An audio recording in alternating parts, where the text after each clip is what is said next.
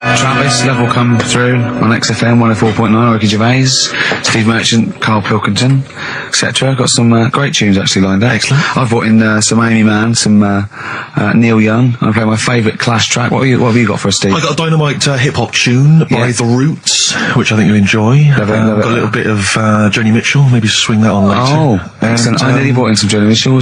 Good job I didn't. Yeah, exactly. It wouldn't have made any difference. It wouldn't have made any difference. No, we could have probably played yours, and then I'd have been told to go away. Carl, what have you got lined up for us as the producer? Right, well, Rockbusters. Been off this week again. Has he? Yeah. Another week off? Another week off, yeah. No, I didn't have a full week off. I had 3 days off because I was working all over Christmas. Yeah. And still didn't stop working, preparing stuff. You've got a nice load of prizes there that I've sorted out. I had to come in especially to sort that out. Mm-hmm. Yeah. Rockbusters. Did you rifle through the drawers at Capital Gold instead of down here? Yeah. Rockbusters, we're still doing that. You're bigging it up. Yeah. He's bigging it up. Yeah, still doing that. We've got that. Last week, we sort of changed Educating Ricky a bit. Just a little bit. Don't say we. I don't want to be incriminated in it. Well, changed it in the sense that rather than giving you too much information about different things, it's hard to sort of keep it all in. Yeah. I'm giving you sort of information on one thing. So last week, because some of your stuff was a little bit too intense. My favourite story was there was a blind girl. She hit her head and got better, and I couldn't take all that in at once. So you should really ration some of the education. We sort of started last week war-related stories. Yeah, it was war. Do you think of that then? What and do you it think was of that? 3 things. And it was the French battle. Going over the top was John's got a moustache, which you think was ambiguous because someone might have said that anyway. Well, look, you've remembered it, so it's working. So we'll be doing that, and last week loads of French people have just gone to war who were listening to this. Yeah. You said you wanted to learn some science this week. Did I? Yeah. So the title this week for that is I Said I Would Sort You Some Science Out. Acid. How long did that take you to come? Listen, well, people love Karl. There's comedians come to me and go, Karl's the funniest man. They absolutely love him, right? But I think we're only seeing half of it, right? If we can get him on television, his face then, when he's told me that title, was like a child at Christmas. Yeah. He was so proud of it. He was excited what I was gonna. It was brilliant. It's a bit like when a child's drawn a picture in art class. You know you've got to stick it on the fridge, but you basically think it's crap. Yeah. It's very much like that. All right, Karl? Is that good? Yes. So we'll be doing that. Do we need them? Mm-hmm. Yeah. Have you got another one? I've got another one. Looking at snails this week. Oh, yeah. Do we need snails? Do we need Because snails? I know you're not a fan of snails, are you? Well, after a bit of research, I found some good stuff out about, they sleep for 13 years, some of them. Yeah. And that. So we'll be looking into that you tried later. that one. Yeah, I know, yeah. We've got Ritual, Yeah. which is something that I told Ricky about. Yeah, well, last week's was brilliant. It's was good it? to have a flat head in India. It's good to have a flat head in India. That's brilliant. Yeah. Well, that's about it. I'm going to just play one of my favourite Smith tracks. Can I just make a request? So I'd quite like, if you've got time, to bring back, just for 1 week only, White Van Karl. Sure. Because there's some quite interesting topics this week. Oh, there's things happening in the world. There's some Karl things doesn't think happening. there is. No. There is a light that never goes out. What?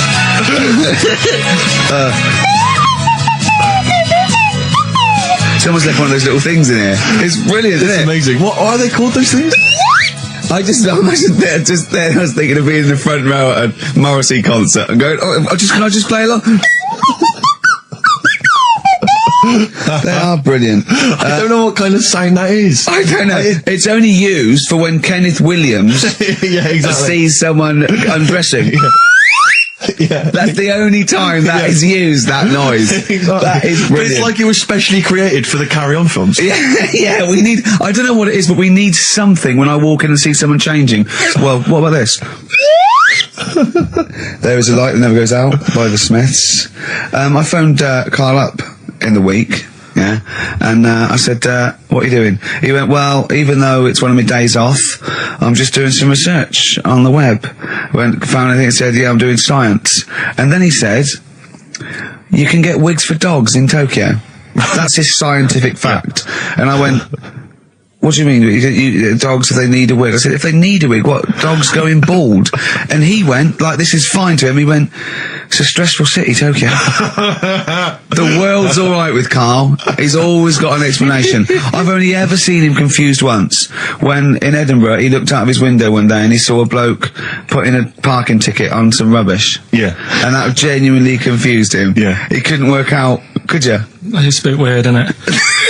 And the woman breastfeeding her 8-year-old child, you didn't like, did you? I don't like that. But, the what's the name? Animals with wigs. I kind of thought, after I put the phone down to you, I kind of thought about it and thought, yeah, it's a bit daft, that. You sure it's not the ageing pop group? No. The Animals? But when you think, have you ever seen, like, a bald pet?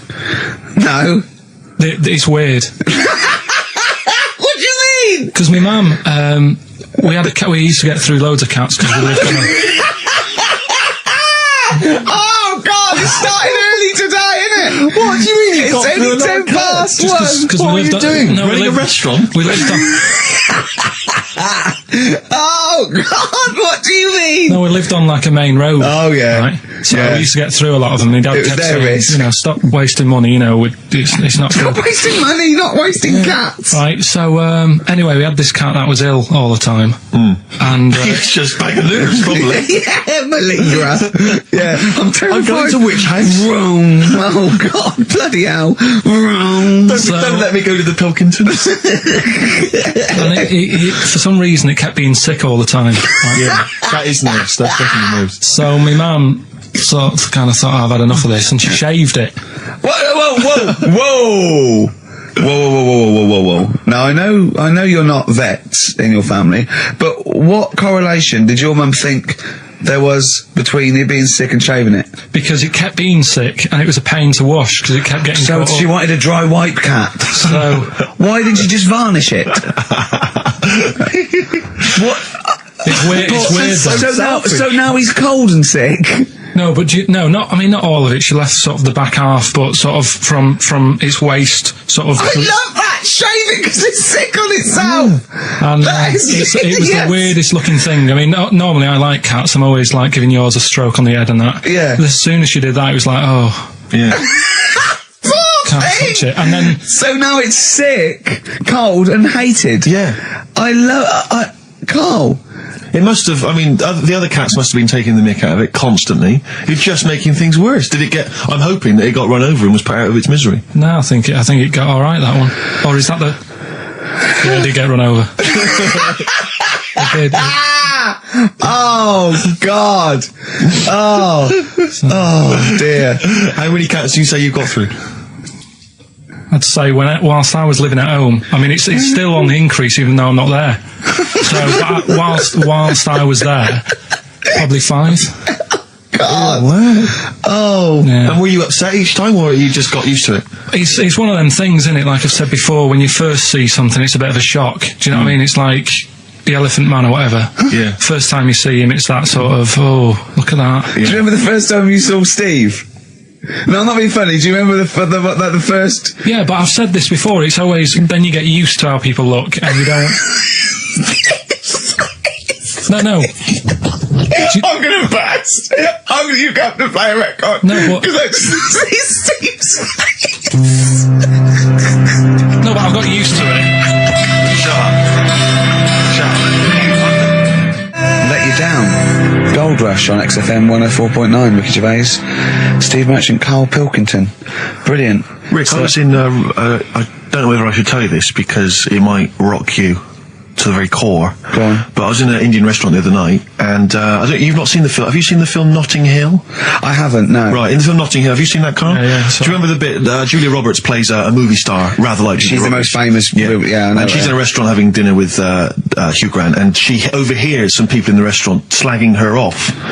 And saying, she's a slapper, probably all actresses are. And she's sort of stewing on it, and Hugh Grant wants to say something, and she says, no, I won't let you. And then as she's walking out, she goes and says something to them, and of course their faces drop, they can't believe it's her. Anyway, I was in Indian restaurant the other night, and they were slagging you off, Rick. Well, they were saying is they were going, Ricky Gervais, the thing about Ricky Gervais is he's just like the character he plays. Right. He's just like David Brent in real life. And I was listening in, and I was thinking, well, I want to say something. I want to go over and have a word and say, you're partially right, but I couldn't I didn't know what to do. I didn't know what to say. I couldn't. What could I do? I couldn't really go over there and get into a rumble. I want to say, what do you mean that I'm like him? I use his face and his vocal cords, but I mean, I can't help that. But it's that thing as well of I don't know where they've got this information from. But no. Because you're not. It's so received. they're wrong. Well, so it's they've received it from somewhere, or they've read it, or some of these. It's just, but I don't know. I mean, I can't really be annoyed with it. They're just wrong. But it was very weird. It's like being annoyed at a vicar believing in God. I can't get annoyed with him. I just don't believe. But because obviously they didn't recognise me, it's rather like, when they talk about that idea that if you could go to your funeral, what would people be saying about you? It's the closest you could get to that. Well, that you can hear what people are saying about your friends.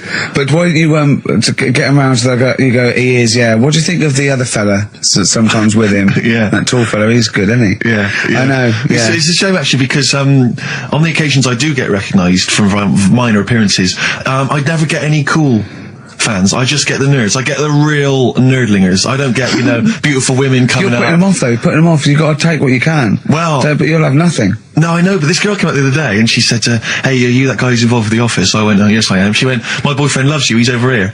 And she pointed him out. I was devastated. I thought, I'm in here. Yeah. There was nothing going on. But there was a guy who was in HMV and he was working with he'd been working on the till and he saw me. He said, would you sign this DVD? I went, oh, no problem. I said, and I was trying to make conversation. I was trying to be frothy. And I said to him, oh, selling well, is it? And he went, it is. Although we've had quite a lot of returns. I said, well, don't tell me that. I don't want to know that. What did he mean? That they didn't like it? And I said, what? You would have been bringing it back? No, I think it's glitches. He said, they've been bringing it back. I said, what was the problem? He said, they didn't really like it. No! Yeah, some of them didn't really like it. But you can get it back if you don't like it. No, I mean, I don't know whether they gave him the money back, but certainly that's what he dealt with. That's what he'd encountered. He said, we didn't give the money back, they just wanted to drop it off. What, they didn't even want the money back? Yeah, they just wanted to get rid of it. They said, just didn't want it in the house. I don't want this rubbish in the house. Oh, but we still get the money for it, do we? We still get the money. But I told you that at the time. Again, because people don't recognise me, again, I was in a record shop, there was a stack of Office videos, and this guy went by, and I sort of heard them as they went by. He went, oh, Office, yeah, a lot of people like that. I think it's shit. Well, I agree. Really? And of course, again, what could I do? I couldn't say anything. I couldn't pipe up and go, well, that's sort of... I like the fact that you're always hearing these loud vocals. Yeah. What's the chance of that two people? That's brilliant. Maybe everyone's always slagging it off. But it's part That's it. Yeah, that's part of it, but also because I keep hanging out by stacks of Office DVDs. Oh, dear. Wearing a t-shirt with a picture of you and me on it. Yeah, that'd do it. What we got to play, Carl? Something Steve wants. Well, actually, I must dedicate this to someone who's emailed in. I mentioned earlier that I was going to play some of the Roots, and Joe from Peterborough is very excited about that. So, this is not from the current Roots album, sadly, which I've not fully absorbed yet, and therefore don't feel I can make a decision on which track to play, but maybe that'll come. That's the sort of sometime in the future. And thought we put into our... picking music. Exactly. I had these cassettes still in my bag from last week. Sure. Anyway, this is from the album Things Fall Apart. It's The Roots featuring Erykah Badu, You Got Me. Let's play it. Featuring Erykah Badu, that's The Roots and You Got Me. Good, I like that one. Yeah, you've enjoyed that? Yeah, I love it, yeah. Well, it's coming up to 1:30, and so it's time for Rockbusters. It's a structured show. It's a new leaf. This show in the new year is going to be structured. Set pieces, hitting our marks. Do you know what I mean? There'll be time checks, weather checks. It's a bit cold out. If you're driving, careful on that. So do the prizes. Check for traffic, if it's bad. Yeah. Okay, well, again, an arbitrary selection of goodies. What are those politicians doing? Was that XFM News? Yeah. Right, what have we got? So we've got, for those that are a fan of the movie Donnie Darko, which a lot of people rave about this year, a sort of weird teenage movie, then there's a sort of sweatshirt there. It is actually quite nice. It's not bad at all. It's medium, so if you're a bit of a bloater, don't bother to apply unless you've got a friend already. We've also got here a Graham Norton video, Certificate 18. So please don't phone up don't email in unless you're above the age of 18. Yeah. And that's, I think, the best of his TV show. Yeah. Look forward to that. It's a big stiff video, that, isn't it? It's a big stiff cock of a video. Thanks very much. I meant you meant the bird. Yeah. There's also a fairly mediocre British wartime thriller, Enigma, which a lot of people, it was hyped for a while, but it's actually interminable. I've seen it. the first series here of The Kumars at number 42 on DVD. I think that's award-winning, so that's available as well. We've got 2 CDs by the look of it. We've got Pulp's Greatest Hits, which I don't think sold very well, and so presumably they are giving that away. And Johnny Cash's current album, American For the Man Comes Around. There's some good cover versions there. Again, another big sell. A big sell. We're really pushing this. It's quite kooky. Johnny Cash here does covers of things including Personal Jesus. Oh, right. By Depeche Mode. We've got Bridge Over Troubled Water, his version of that, Desperado. And anyway, it's not bad. That's probably the best treat in that bunch. Right. And, I'm assuming there's some questions there, Carl. Yeah. Right, here we go. If you're a new listener, the way it works, I'll give you a cryptic clue and some initials, and it sort of makes up a band. Yeah. Makes more sense when you hear it, I reckon. Not particularly. Well, not really. Although people do get it. I just worry about the state of our listeners. Go on. Right, so there's 3 of them. You email in ricky.gervais@xfm.co.uk. It's email only. I repeat, it is email only. We are too lazy to answer the phone. Yeah. Okay, here we go then. Number 1. There's normally 2 easy ones and a difficult one. Sure. So here we go. Number 1. Don't argue with him. He ain't going to change his mind. Don't argue with him. He ain't going to change his mind. Yeah, that's AA. AA. Yeah. So that's the first one. He's not going to change his mind. What do you mean, You've got them written out, haven't you? I'm just thinking about what the answer is, so I don't write the answer down. Don't worry, they get it. Yeah, don't worry. Well, you can't remember it. You came up with it. There's only 3. I know, it's weird, isn't it? No, it's not weird. It's incompetent. Right, the second one, anyway. I hope you get this. I hope you get this. You didn't tell us the answer. This is a shambles, isn't it? Hang on a minute. Keep going. Go on. He always gets what he wants and doesn't worry about anyone else. He. And you don't know. You don't know that is. I'm sure it'll come to me once I see it on email. What do you mean? I get it. You'll agree with them. I'll know if it's the one I had down as the answer. This is brilliant. Come on, Imagine Jeremy Paxman doing that. Going, yeah, University Challenge. Is that right? Go on. Right, so that's that one. Give us that one again. He always gets what he wants and doesn't worry about anyone else. P. But you're confused. I don't understand how you can be confused. Yeah. What's the third one, I'll have to put that woman in the oven. And that's AB. Alright, quickly give us them again. Right, so the first one, don't argue with him, he ain't going to change his mind. That's AA. He always gets what he wants and doesn't worry about anyone else. That's P. And I'll have to put that woman in the oven. AB. Alright. Okay. Ricky.gervais@xfm.co.uk. I'm going to play a classic track now by Neil Young, Alabama. It's beautiful. Neil Young, Alabama. Carl is still confused. He's waiting. He's biting his fingers, waiting for an email to tell him the answer to the clue he made up but can't get. I love that as an experiment. As a I mean, that would confuse psychologists, that you come up with something that you can't get. It's brilliant. Yeah, you came up with the question, you don't know the answer. And you expect them to, but you can't, and you made it up. Look at your face. Play some adverts.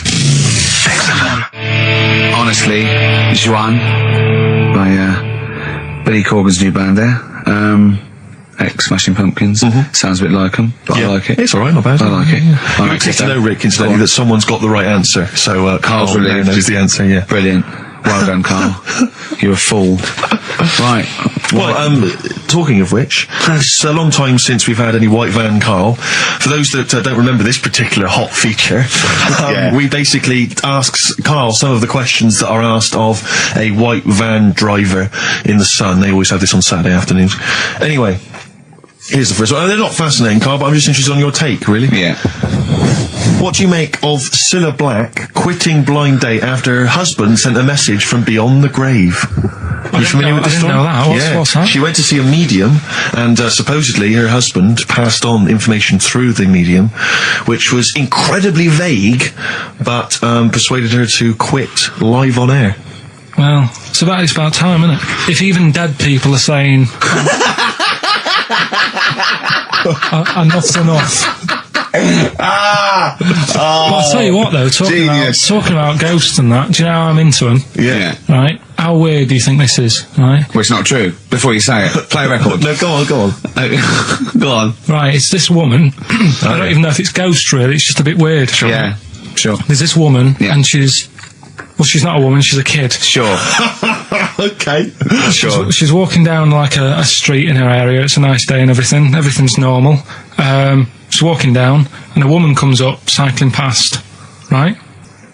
The woman on the bike looks at the kid, absolutely terrified, right? Got a really scary face on her. Yeah. The kid's thinking, why is she doing that? Yeah. Right? So anyway, she thinks nothing of it, goes, I think she was playing in the park or whatever, goes and has a nice day. About 15 years later, Oh, right, yeah. I think she was going to work, right, on a bike, She was riding her own bike. riding her own bike, cycling down the road, Oh, yeah. looks at the kid. That's the thing that happened, like, 15, 20 years ago. Right. It's her on the bike looking at her as a kid. Right. What is it? Not another child. No. So it's her, she's seen herself. Carl? I mean, I don't know where to start. Firstly, where's this information come from? But I mean, why do you ever? I mean, I don't know what part of that you think can be true. I don't. I mean, honest. I'm speechless. I don't know what to say. What are you talking about? Bit weird, though, isn't it? But it's not It true. didn't happen. Nothing happened like that. She said it did. Well, then she's wrong. She said she saw herself. She saw herself as a kid, didn't she? Did she carry on riding And as an adult when she was a kid. Did she stop and talk to herself, or did she ride on by and think, that's a bit weird, there's me as an 8-year-old. I won't stop, I'll be late for work. Yeah. If I'm late again, the boss said he'd be in trouble. Yeah. Oh. Well, And where is this information? Did it happen to someone you know? No, You overheard it on the bus? no, it was in the 14 Times. Oh, right. Well, Okay. that's the answer. Good. We've Okay. got to the bottom of that. Right, good. Brilliant. Now, what do you make of David Blunkett accusing gangster rappers of making kids believe guns are cool? It's a hot topic there, Carl, and I imagine you've got some strong opinions. He's saying what? He is saying, basically, that all this rap music is advocating gun use and violence against people, and he's very worried about it. Nah. Okay. All right. What's the next one? Have you thought about going into politics? Because You gotta go- I'll tell you this, they wouldn't be able to argue with you, really, in the Houses of Parliament. They'd have where would they start? Yeah. My fellow is an idiot. No, but violence has always been about, isn't it? Like cowboys and Indians, they didn't have PlayStations and Tupac then, and there was still violence. What do you mean? In the Wild West? Yeah.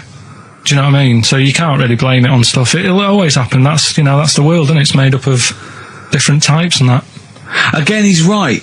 Again, he's sort of right in a way, in his innocence, in his buffoonery. I didn't hear what he said. He just said there's always been violence. You know what I mean? It's sort Even, of like, dinosaurs, look at them.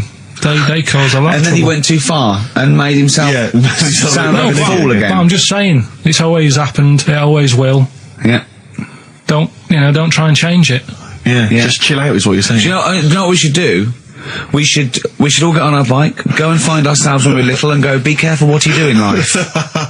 Oasis, Supersonic, still good, Still as good as ever. Still good on XFM 104.9. Ricky Gervais, Steve Merchant, Karl Pilkington. You'll be pleased, Rick. Go on. Ricky Anderson has emailed in. Dickers! Dickers Danderson. Oh, what are you he's, doing, Dindo? He's probably our biggest fan. Diddler, you little diddler. Exactly. He has emailed in, as ever. Ricky, your show fascinates me. How do you maintain such levels of senseless drivel? That's from Randers, from Randy Anders. as I Little call him. diddle dodders! Oh. So, thanks again, Dudley. for that, yep. Well done. He's yeah, that's great. I Nice get a stuff, buzz. I was disappointed last week where he didn't. What? Ask him why he's didn't. He email us didn't last. respond last week. No, it's a shame. Probably that. busy. I don't believe he had something better to do. Well, I would have thought so. I can't believe that of anyone when No, on you've a got this Saturday sort of afternoon. level, Exactly. intense chat. What have you done this week, Carl? Well, I've had a few days off, haven't I? Yeah. Still, doing stuff for this show and that, but managed to Well, get not a few really. hours in. Yeah, not really. Just doing nothing, and bought a place. So I was looking at kitchens, Yeah. weighing some of them up, and Yeah. Checking them out. checking them out, and also ordered a sofa. Yeah. Nice sort of comfy, sort of leatherish sofa. Oh, a leatherish. Oh, I don't like leather sofas. No, but what are you picturing? A leather sofa. A leather sofa. Yeah, It's squeaky and it's... No, this isn't. Isn't it? No, this isn't like that. But I want a really old, sinky into fabric. I want a sofa that is as comfortable as a bed. Do you know what I mean? Well, if it was acceptable, you'd have a bed in your lounge, wouldn't you?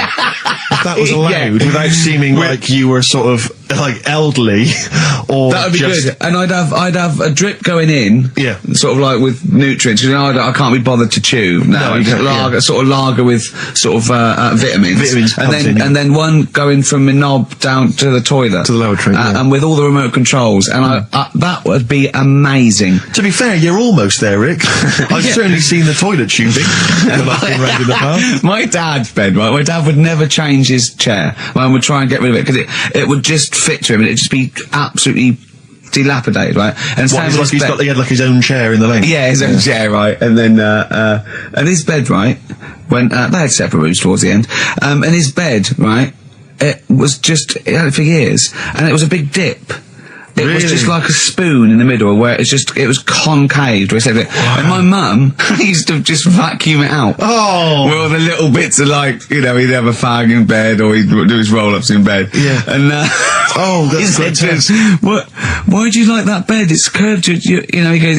It means I can't fall out. I did. It was like in a hammock. It's great. That can't be good for his back. Well, I don't think it mattered towards the end. A hammock would be. I really would love a hammock. I mean, a big beanbag would be good, wouldn't it? With a telly. A beanbag as big as a bed would be amazing. Yeah, but this is still the telly thing, because do you prop yourself up a little bit to watch it? Do you watch it on the side, which is annoying? Do you turn the telly on the side? I've always wondered about that. The weird thing is, right, you know, I've mentioned before about certain things that are just right, like your hand, 5 fingers is just enough, right? One more. The sex tips. It ruins stuff. Yeah, one less. One less, and you know, I was saying about drying your pots and that'd be really slippery and that. Yeah. Right? And the weird thing is, right? I think that's what nature had in its mind. No, but my mum and dad, right, they moved to this little house, right? And they had loads of furniture that they've collected over the years without chucking out, and they've moved to this small house. So they just had too much furniture, right? And they had this double bed. And that was for, like, you know, when friends come round and that, they can stay there. But the problem was he wanted to sort of put these wardrobes in the bedroom, right? Right. That went on either side of the bed. Sort of wrapped around the bed. Yeah, but because the room was so small, he thought, I can sort that out. Yeah. Right? And he sawed the bed. He sawed the bed? He sawed the whole thing. So you've got, like, your mattress, your bed, and everything. What, he just sliced some off? Like a big sandwich, just cut a bit off. Just cut the crust off. But how much is that, would you say? About 8 inches, 6 About inches. 8 inches. But hold on, but that won't work. Because it'll all fall out the side, and then what happened to the springs and all the supports and stuff? He It'll just sorted it out. collapse. It didn't all come out and that. I mean, it's not the comfiest bed. but the weird thing is, he did it, and even though it's only like that 8 inches or whatever, it totally ruined it. It's like, well, of course it would. No, but what do you think I mean? I don't mean it ruined it as in it looks a mess. No, it would have been uncomfortable. Not even that, though. Just the fact it's that little bit shorter. It's like, God, for 2 people, this is hard work now. This is like, you haven't got enough room, even though it's only 8 inches. Why did he build the wardrobes first without putting the... I think he did all that and then thought, oh, it'll easily fit in there, and it didn't, so he had to sort of saw a bit off the bed. But it's just weird how only 8 inches... Did he use one of those electric saws? Yeah. And there was just, presumably, there was just kind of sort of material and wood just flying everywhere. What did he do with the legs? Did he have to move the legs in a bit? He moved the legs. Looking at it, right, once it's got, like, the quilt on it and everything, you wouldn't know. I was like, yeah, that's all right, you've done a good job.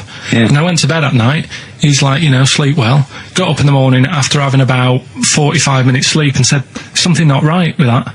Yeah. And you really are your father's son, aren't you? It's not right with that. Right. And he said, oh, well, I said, what have you done? It doesn't seem the same.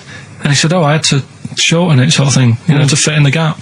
I said, well, I can't sleep in it. I said, and there was a big kerfuffle. My mum was saying, look, you have our bed then, and we'll sleep in that one. And my dad was like, sod that. Yeah, it's ruined. You know, some idiot cut it. Yeah. So there was a big debate going on about where we should sleep, and I was saying, look, you know, I only come and see you like every couple of, you know, probably once every 6 months. I'm not being funny, but next time we go home, can I film it?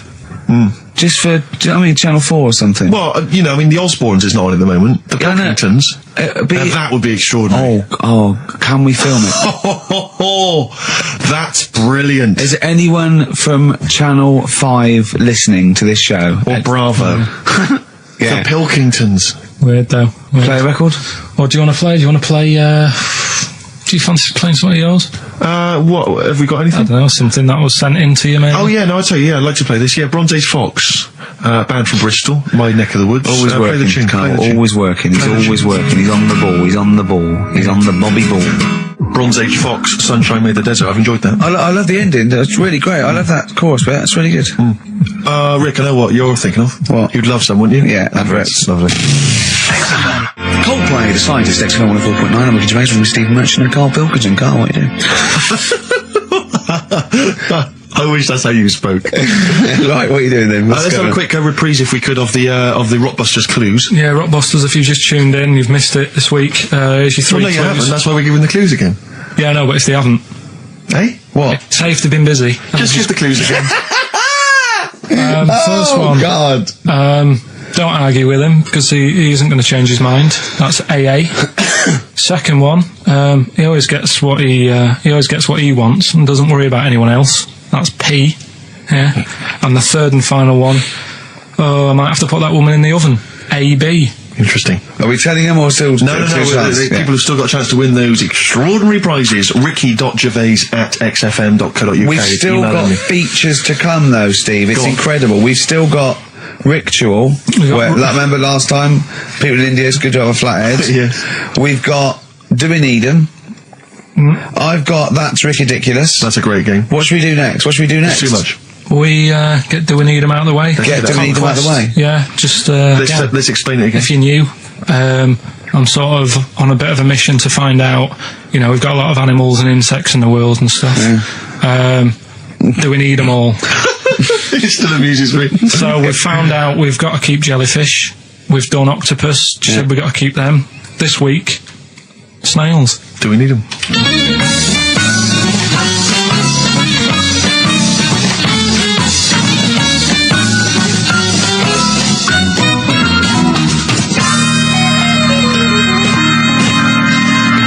Just doing some research, right? I'm sort of working my way through different creatures and insects and stuff that's on the planet. Yeah. Right? And finding out if we need them or not. Right? Yeah. Do you know much about snails? Well, sea snails? Well, yeah. Snails in general. Don't know much about snails, land snails. I know a bit about sea snails, like whelks, top shells, that sort of thing. Would you say they're important? What sort of sense do you mean by important? Say if we had to sort of get rid of some animals and insects and that because we're running out of room. Right. Do you know what I mean? Because I'll tell you what I know about some snails. I don't know if this applies to sea snails as well. I mean, I called you today because a lot of other places are shut. Yeah. Right? So, I know they like to eat stamps, apparently. They glue on stamps. They love it. Right? Right. Apparently a lot of letters and stuff aren't getting to where they're meant to be getting because snails are crawling into letterboxes and eating the stamps. That obviously doesn't apply to the sea ones, but that's a problem they're causing. All right. Were you aware of that? No. I didn't know that. But you're glad you answered the phone today. Right? They love beer. Beer, yeah. Who doesn't? And also, I don't know if this is right, but I heard that they sleep for 13 years, or can do. Right. I wouldn't know if they can sleep for 13 years or not, but... I mean, sea snails are pretty important. Yeah, they do quite a good job in the sea. They graze on algae and they provide food for other animals. I mean, you can say that about any fish, you know, or any animal. Why do they exist? Would you be upset if, you know, someone said we're getting rid of them? Oh yeah. You would be. They're an animal, you know. I wouldn't. Forget being like favouritism and all that I get for them, right? There'll be other things knocking around you can sort of spend your time looking after. You'll still have a job. Don't be worrying about that. Because I'm not going to get rid of all the fish. Jellyfish need looking after, so you're safe. Yeah. But do we need them? Come on, there's loads of people saying, come on, we've got to move on through the animals, and you're holding them up saying, well, I want to keep them. Well, who's saying we need to... That just sounds a bit crazy to me. Just imagine Do you know what I mean? And they would come to you because you work in an aquarium, so they'd be asking for your advice. Right. And you're slowing it down. Well, they asked my advice and I'm giving it to them, so, that's what I think, anyway. Yeah, but snails, I mean, like I say, they drink beer and that, what do they do apart from some food for a whelk? They were around, descendants around a lot longer than we have been. Yeah, they've been around a long time, but what have they done? Well, they've survived that long, so they must be doing something pretty good. Well, apparently they sleep for 13 years, so really, even though they've been around for ages... I think that sounds a bit... I don't think they sleep for 13 years. Not all of them, just the tired ones. So, snails, do we need them? Well, yeah, I just think they've got to, it's not for us to say, do we need them or not, we can't. So you think we should keep them? Yeah, definitely.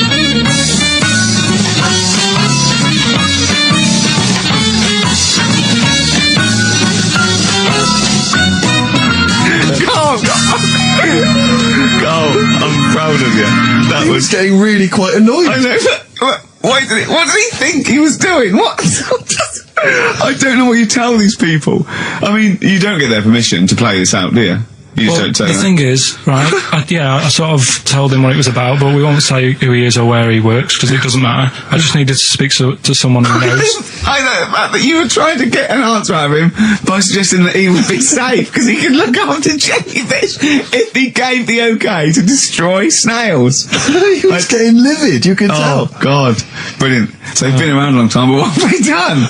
Well, that was great, Carl. Play a record. Well done. Bit of Amy Man. Oh, I'm obsessed with this song, Red Vines. It's brilliant. I love that. Amy Man, Red Vines. XFM 104.9, Ricky Gervais, Steve Merchant, Karl Pilkington. You mentioned earlier when we had our regular email from Dickie Anderson. Yeah. Randers, as I call him. Dandy son. Yeah. You mentioned it because we didn't get anything from him last week. We didn't get anything from him last week. Anyway, he's obviously listening. Rich, because he's emailed in to explain his absence. Dear Ricky, sorry for not tuning in last week. Only I was in HMV returning the 14 copies of The Office I got for Christmas. That's from Rounders. So, he's explained himself. Oh, he's dear. excused himself. Oh, Anders, we should get him on one day. Yeah. Right. Okay, Carl. That's ridiculous. 3 amazing scientific facts, one of which is spurious. Okay? Okay, 1. Girls can't throw because the part of their brain that allow men to throw properly in a girl is used up in emotion. 2. Gravity isn't instantaneous. It works at the speed of light. The force of gravity. 3. Statistically, you're more likely to be trampled by a donkey than die in a plane crash. Now, even though the last one sounds daft, I think I've read that. About the donkey thing. Okay. So, girls... What's the first one? Girls can't throw properly because the part of the brain that allow men to throw is used up in emotion in a woman. Yeah. Gravity isn't instantaneous. It works at the speed of light. So when you drop something, the force kicks in at the speed of light. What do you reckon, Steve? Well, it's not for me to say. Is this a trick one where none of them are ridiculous? Or one of those three. One of those 3 is not true. Right. Well, it's definitely not the donkey. Right. So. I reckon the girl one throwing stuff is ridiculous. Yeah. Correct. Well done. Well done indeed. Yeah. Very well done indeed. That's 2 out of 2 he's got so far. Well, there you go. Well, I'll teach you some stuff now. Right? I've always been fascinated by the donkey fact, because it is an extraordinary fact that more people are killed apparently by donkeys than they are by airplane crashes. Well, I suppose in countries where they're used and use a lot, that they go a bit mad and squash it. But my concern is that when you go on a plane, there's so many checks. I mean, it takes 40 minutes to go through all the checks: the air pressure, the cabin pressure, the fuel, checking the flights, takeoff, all the rest of it. Our checks for donkeys. Nothing. Did someone close the gate? I think so. Exactly. That's our Is he annoyed? Is he annoyed or not? You're not working him too hard, are you? Yeah. He's got his hand. Is there two holes for the ears? Yes. Well, I think that's what's happening. I don't think it's accident. I think they're picking us off. I think they're so annoyed that a nickname for them is ass. Yeah. And they've got to wear the little hat. You know, they've got to ride kids. You know, give kids rides on the beach. And now I think they're just sort of annoyed. Yeah. Maybe they're sort of just picking us off one by one. Yeah. If we had the same stringent checks on donkeys as we do on international flights, maybe there'd be a little less death. Exactly. Wise words. Cheers. Wise, if slightly incoherent words. Go on, Carl. Got that right. Acid. I would sort you out with some science. Brilliant. I forgot the puns in mind, didn't I? I forgot the puns. Go on. Right, so, you asked to sort of be taught some science and that last week after being taught about war. So, did some research. And, there's a few things. I think we'll just cover one of them now. Go on. We talked a lot about hairy kids. We have discussed that a lot. I love the fact that Simon Sharma has never started a programme like that. The Jacobites. We've talked a lot about hairy kids. Go on. It's a little bit. I mean, it's not your traditional science stuff, but it's still interesting, and it's a little bit. You know, it's still we talk about hairy kids. We have disproportionately, honestly. I think this show's talked about hairy kids more than any other radio show. Well, it's one that. Sorry, I noticed both of you there dropped the H or the H or however. I had to. So airy kids, hairy, hairy children, not sort of airy, kind of light-headed or. Yeah. Well, there was the case of the one who lived in China. Yeah. And which was weird for two reasons, wasn't it? Yeah. Well, go on. One was like he was covered in hair. That's all really weird. And the doctor sort of checked him over and said, well, yeah, he is hairy, but he's quite healthy apart from he had a little bit of eczema and a boil. That was the main bit of the story, wasn't it? Yeah. But this one, right, we have sort of talked about it, and you weren't having any of it at the time. What? This next bit of science I'm telling you about. Go on then. Right. Remember when I told you about a lad who was living at home with his mum and dad, right? Everything's, normal life, go to school, that sort of thing. Yeah. Then, I think his mum and dad had an argument, and it kicked off a bit, and he thought, I'm sick of this. It's happening all the time now. They kept having arguments, so the kid ran off into the woods. Mm-hmm. Oh. Yeah. Right? God. Now, he left, he went and ran in the woods, and he ended up living with some monkeys. Right. Right? And he thought, this isn't a bad life, there's no arguments going on. Sure. He was getting on with them. And the weird thing bananas. is, this is where the science bit comes in. Oh, sure. He grew a load of hair on his body. That's not true. It's not true. It is true. It's an acquired characteristic. I bet someone will back me up on this. But no, you can't. You can't grow hair like that. You might get a little bit more down here. They might, the erectile tissue might, they won't fall out as much. That would, but you don't actually grow a big mane if you're cold and you're a human. Well, he did. This lad did. I know he sounds a bit strange in that, but he was living with the monkeys, and because it was cold, his body reacted to it. Listen, he was no hairier than he would have been if he was walking around naked on a cold day, with or without living with monkeys. The fact that he was living with monkeys makes no difference. No, I know, but I'm trying to get, picture it in your head what he's like. Although Mickey Dolenz was always pretty hairy. Right? So he was living with them, and he went into town or something one day to get some food, and the people there were like, hang on a minute, that isn't a monkey. He went in naked? No, he was there covered in hair. Yeah, but naked, but covered in hair, so it was decent. It was. Yeah. But that was the weird thing. They thought it was a monkey in the shop. And then so presumably he had a big long beard as well, because he couldn't shave, could he? No, he was just covered. He looked like a monkey. And they were happy to serve the monkey, were they? There's a monkey. He's buying a newspaper and some milk. How did he walk, Carl? Did he walk upright or whistling along? The picture that I saw on the internet, he was on all fours, but I don't know if that's when he was running away after they'd sort of, realised he was a kid. But this was a picture. So he was a kid as well. He wasn't even like an adult with the beard. No, he was a kid. Brilliant. And the beard kicked in a little bit. So the people caught him. You're an idiot. The people caught him, shaved him, right? Got it all off, didn't grow back again. Right. You're an idiot. Well, like I say, people will have heard this story or read about it. You're an idiot. And they'll email in. They don't let me down. And they'll agree that you're an idiot. No, they'll have seen the story. You're an idiot. So that's a little bit of science. You're an idiot. Libertines, Time for Heroes, and XFM 104.9. Right, okay, so have you got anything that is science as opposed to nonsense? Well, Kid went off with some monkeys, grew hair, came back, shaved him, it didn't grow back. I mean, just think. Right, something else.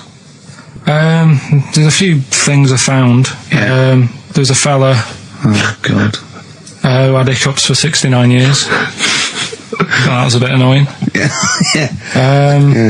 There's a dog with the wig that we've discussed. Imagine if you just tuned in. Yeah. There's the dog with the wig that we've already discussed. Did we discuss that? Not really.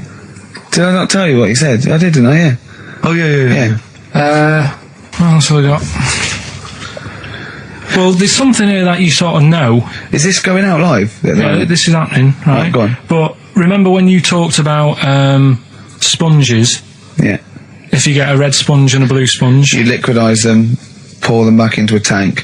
After a few hours, they know which was which, and they reform as a red sponge and a blue sponge. yeah. Yeah. I thought that was weird when you told me. Yeah. Looked it up, did a bit of research. Yeah. Thought that's sort of sciencey. Yeah. You can do the same thing with a mouse's brain. Okay. Explain a bit more. No, you can't.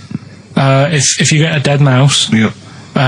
put its brain into a blender, blend it up, leave it standing for a bit. Making that up, aren't you?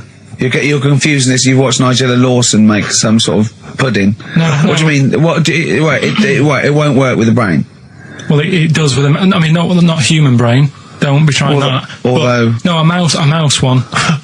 A mouse one. and what happens? It sort of reforms, goes back together again.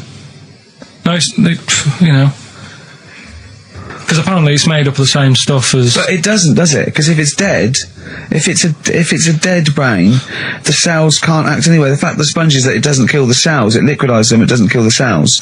Yeah. So it couldn't be a dead brain anyway. It would have to be a live brain taken out from a live mouse for the cells to be getting oxygen and working and being sensitive to each other. And that, I don't see how that could work like it does in sponges. I mean, do you know what I mean? You're not a scientist. I've just sort of read it and gone, oh, that's interesting. I'll tell Ricky and Steve about it. Yeah. You're quizzing me as if I've come up with it. Someone else has done it and said it works. Sure. So I'm not. Do you think ghosts are behind it, or do you think there's a scientific explanation for it? No, it's just one of them weird things, isn't it? Yeah. So that's what you sort of science covered for this week. Well, that was another barnstorming feature for Karl Pilkington.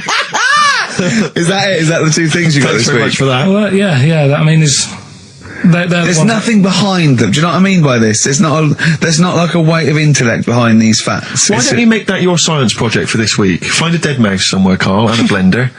And we'll bring that in next week. We'll do it live on air and see what happens. Oh. Well, Do you feel sort of let down a little bit sometimes with our reactions? Well, what are you expecting us to do? What are you expecting us to just look at you, open-mouthed, staring at you in awe? just like, oh God, yeah, where did you find that out? And like, Yeah, but if we know. never tell us. We know where you found it out. You looked on the internet and a strange homemade website by a maniac somewhere, who puts on stupid things that he heard through Chinese whispers. That's where you get your information from. I doubt that anything you've ever come up with is verified. If it is, it's luck. But what do you expect me to do for you? Do you know what I mean? I'm just... I'd like to know what the source of the information is. I'd like it to be, a research study by the University of Columbia, rather than, a guy who calls himself Mr. Pickles. On a website somewhere. www.lunatics.com. I mean, oh God. Some kind of evidence, do you know what I mean? I must warn you now, you know that Steven Spielberg thing's coming, Taken? Yeah? About alien abduction. When you watch it, just remember this, it's not a documentary. Okay? Alright. Alright? You remember E.T.? We were discussing that earlier. That's not fact. Factual fact. Brilliant. Black Star Radiohead from the Bends on XFM 104.9. Rick John has emailed in. Yeah. It looks here like he's maybe trawled the web himself. I mean, I don't know if people just immediately leap onto the web every time Karl says something in his defence. I think our listeners are always on the web. Yeah. Anyway, he seems like he's reprinted here a news story, which seems to confirm Karl's monkey boy story. Yeah, what was the news Doctors story? baffled by boy 6 covered in ape-like hair. Doctors in Kazakhstan are baffled after finding a 6-year-old boy covered in ape-like hair. Yeah. The boy, called Ablay, was found in a remote mountain village close to the Chinese border. He's covered in thick hair from head to toe and has an oval-shaped skull. Doctors suspect nuclear radiation or a genetic disorder may be responsible. Fine. But there's an interesting bit here. But sorry, it's not that you could have genetic defects. I've seen lots of people born with long noses, 5 feet, etc. I'm saying that he wasn't normal.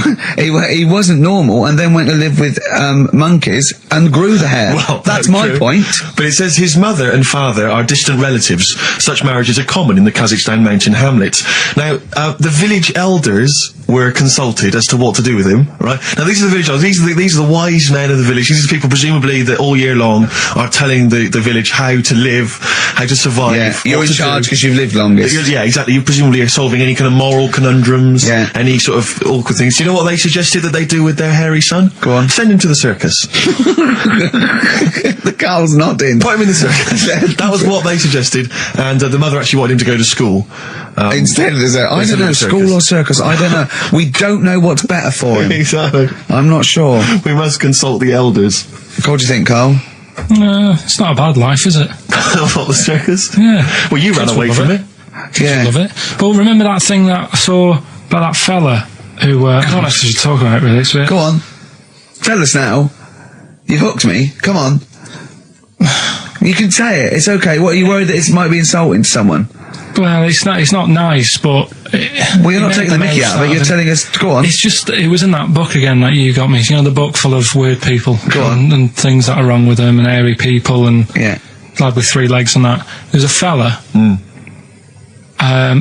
basically just a head and a little body on a skateboard. Yeah. Right? Picture of him having a shave. And he was shaving with his mouth bit. With his tongue. Like that on the radio. Yeah. Carl is now doing an impression of a man shaving with his mouth. Yeah. Well, it's just a head, bear in mind. He's doing an impression. Imagine a head with a very tiny body on a skateboard shaving with its tongue. That's what Carl was doing. And he was depressed because he kept getting hats for Christmas. But if you were him, you would just grow a beard, wouldn't you, rather than... Oh, God. Rather than go through all But that he get hassle. it caught in the wheels of his skateboard.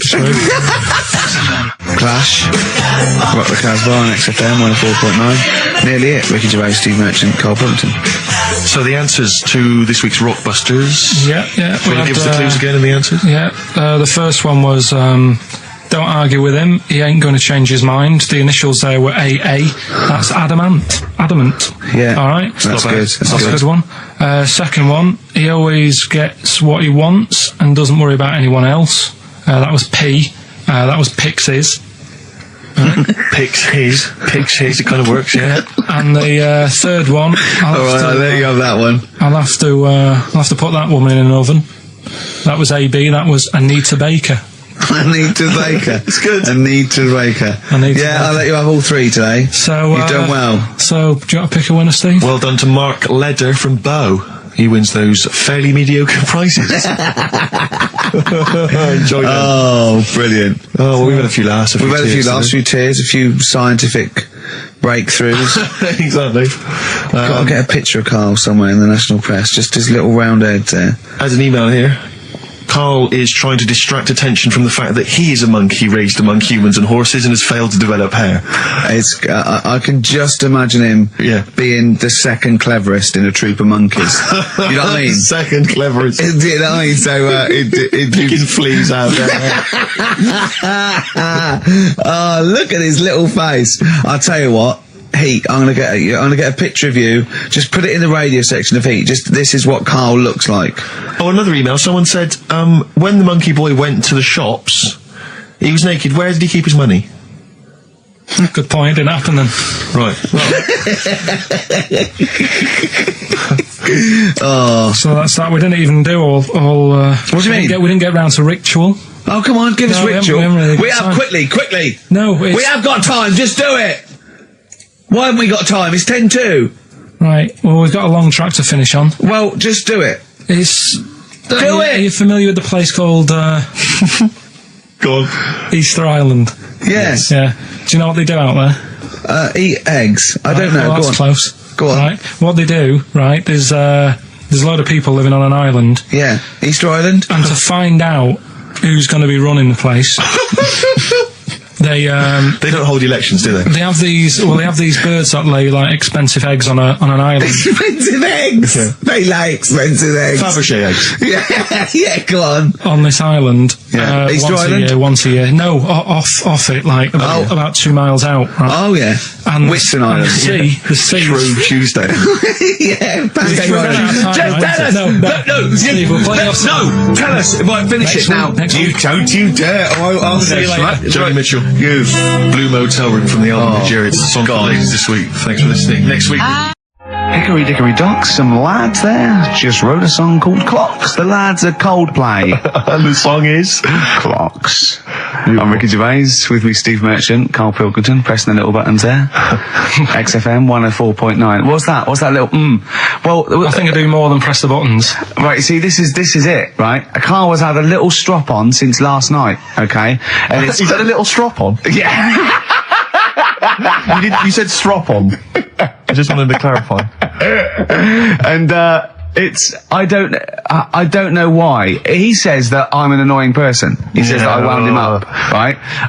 Which I don't know. He says that you're winding up because you're sort of like negative about I'm everything. negative? Yeah. And but what I think it is because we pointed out that his lateness is unacceptable. Yeah. He said meet you at 6. He turned up at 20 past. He said, well, someone stopped me in the corridor. I don't care. I've got stuff to do. We had stuff to do. I think we're a bit busier than you, Karl. You've got one job. We've got loads of jobs. I keep telling you that. You got one job in a little room, a 9 to 5 there, that you don't even get done in 9 to 5. That's why you're late and mucking around all the Yeah, 'cause time. there's loads of work to do. Yeah, one Right. job. No, it's Cool. not. It's one job with a lot of other jobs in it. It's like those little Russian dolls you get, right? Well, it's not, Don't is have it? to go. Yeah, it is. Yeah. Everyone thinks, oh, he only sits in his studio messing about, making songs a phrase. That's what I do in my free time, which we've got coming up later. Super slick. I still think 20 minutes late is an outrage. Though, Yeah, Karl. 20 minutes late is... Yeah, but I didn't say bang on 6. I you said said around 6. 6. No, you didn't. You said 6, which means 6. Well, it doesn't.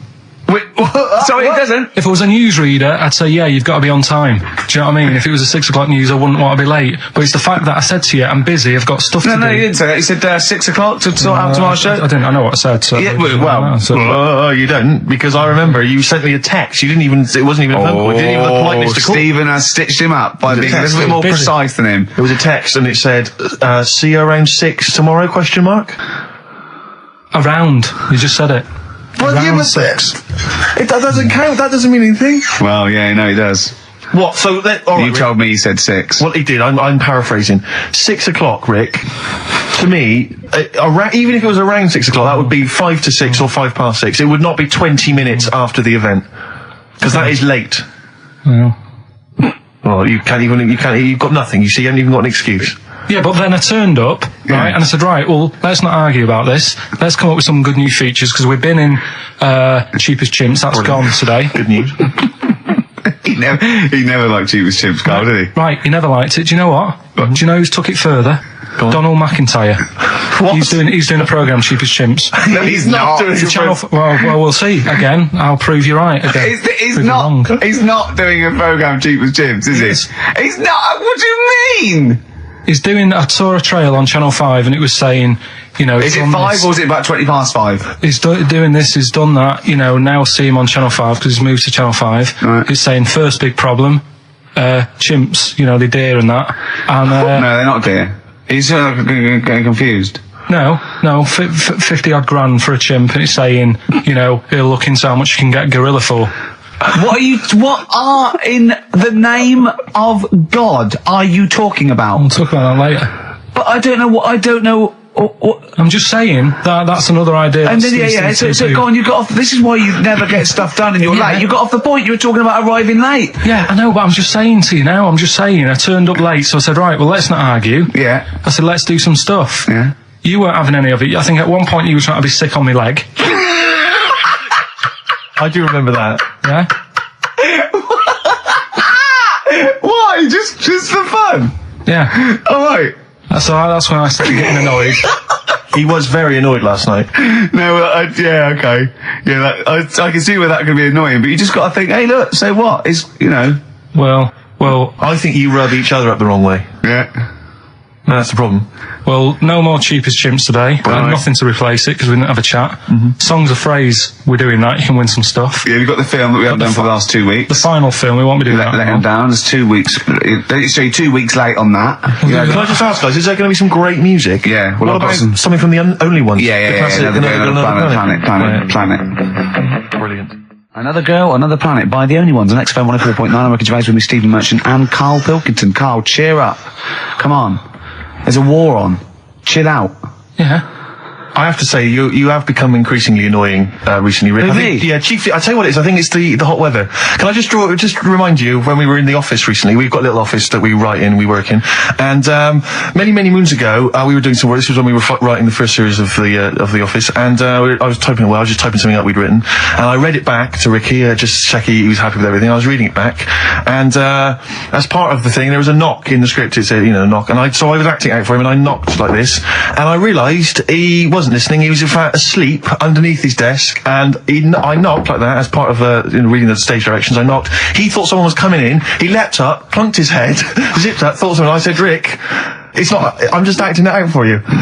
He just wasn't paying attention. He wasn't listening. And can I just throw in? So recently we're in another office. We're typing away. I look round. He's got his shirt off. It was hot. He's taking his shirt off, right? So he sat there, 41-year-old man, or whatever you are, 40-year-old man there with his shirt out. Beautiful. I mean, I've seen most parts of your body now at one point or another. I think from the early days when we used to work at XFM, you started showing me bits of your anatomy, which is something he does to people he likes, friends of his. I'm sure you've seen most of it, Karl. No. And so, it's not that sort of relationship. He was sat there, and there was a knock at the door because we'd asked someone who worked in the building to bring us something, and so I had to delay it by sort of not opening the door so he could get his shirt back on. Yeah. So he was running around trying to get his shirt back on. So what would they have thought? What would they have thought? They'd have walked in, he'd have just been sat there, stripped to the waist. Didn't they sort of think, hang on, what's going on? Look through the keyhole. No. It was ludicrous, because as they came in, he was flustered and he kind of was just leaning against the window, just looking like, I often stand here with my shirt back to front. I was getting like Bernard Manning. You see Bernard Manning, whenever he goes into the house, he has to go upstairs and take his trousers off. I love that. The fact that in your house, you've just got your pants and your vest on.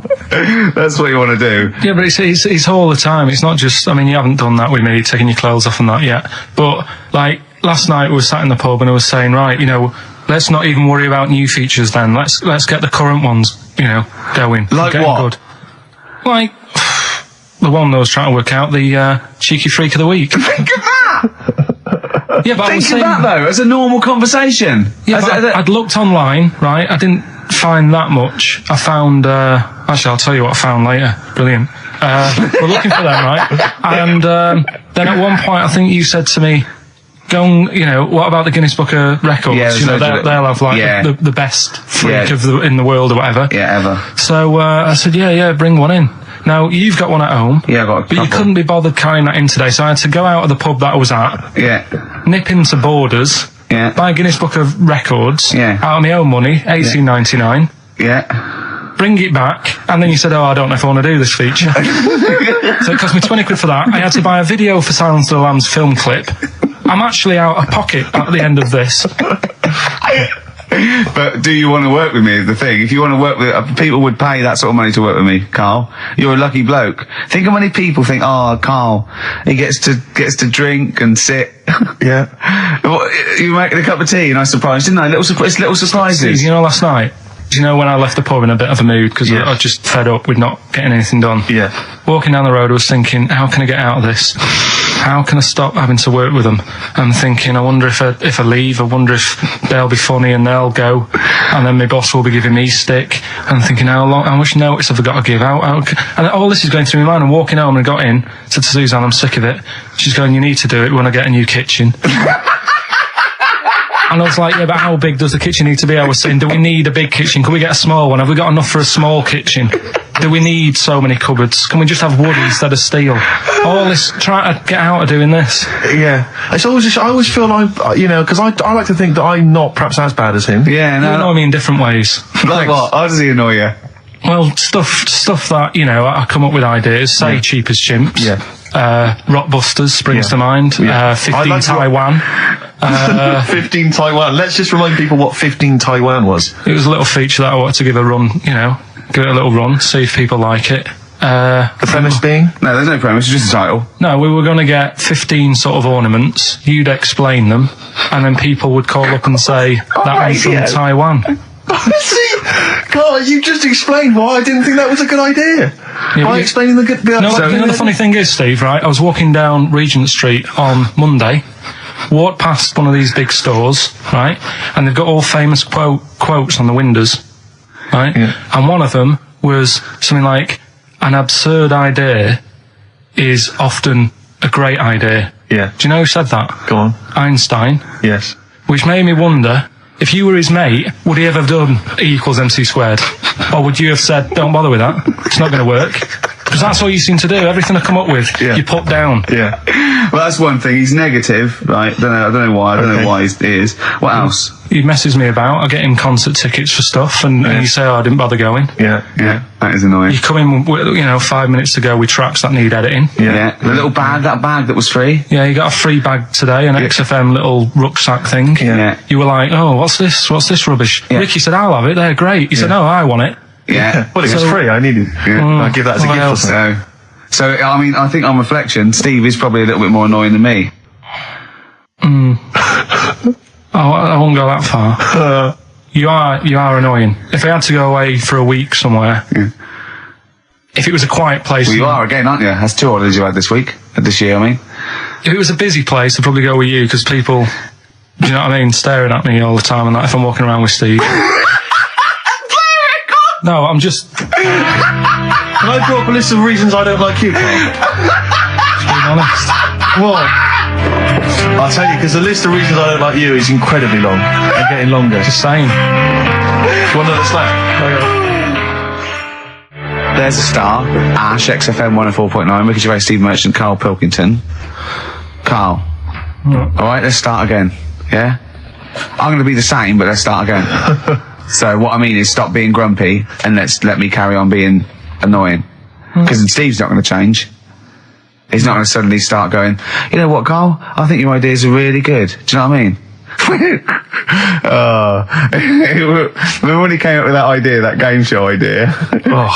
And you went, well, it's not an idea, Carl. And he came to me, he said, I've had it with Steve. What was it? He went, how did The Office ever get on telly? Well, what was the idea again, in summary? I don't want to talk about it on air because someone will nick it. No, they won't. They will. Donald McIntyre's already got Cheap as Chimps. I bet they're in the making of Rockbusters as we speak. Yeah. So I'm not going to tell you any more about it. Bob Holness is probably nicking that idea. Exactly. Well, cheeky little... Right. Song's a phrase coming soon. Is it? Yeah, what is it this week? What's the phrase? We're, remember the story I told you ages ago about my neighbour having a horse in their house? Oh, yeah. Having a horse. What's happened with that? Lenny Henry doing it as a series? So, and people nicking your ideas left, right and centre? Well, that's the phrase we'll be using anyway. What? My neighbour had a horse in her house. How many words is that? 6. My neighbour had... So, there's no grammar either. My neighbour had horse in the house. My neighbour had horse in house. What is the phrase? My neighbour had a horse in her house. Are there any prepositions? Are there any prepositions in this sentence? Look, don't judge it beforehand. You see, I'm turning over a new leaf. I think this is a great idea. I think Carl's a genius, and I look forward to hearing this enormously. Yeah, okay. And I won't be sick on your leg, or squeeze your head, or make you jump when you're making a cup of tea. Just looking through the Guinness That's still the funniest thing, isn't it? Squeaking at someone when they got a cup of tea.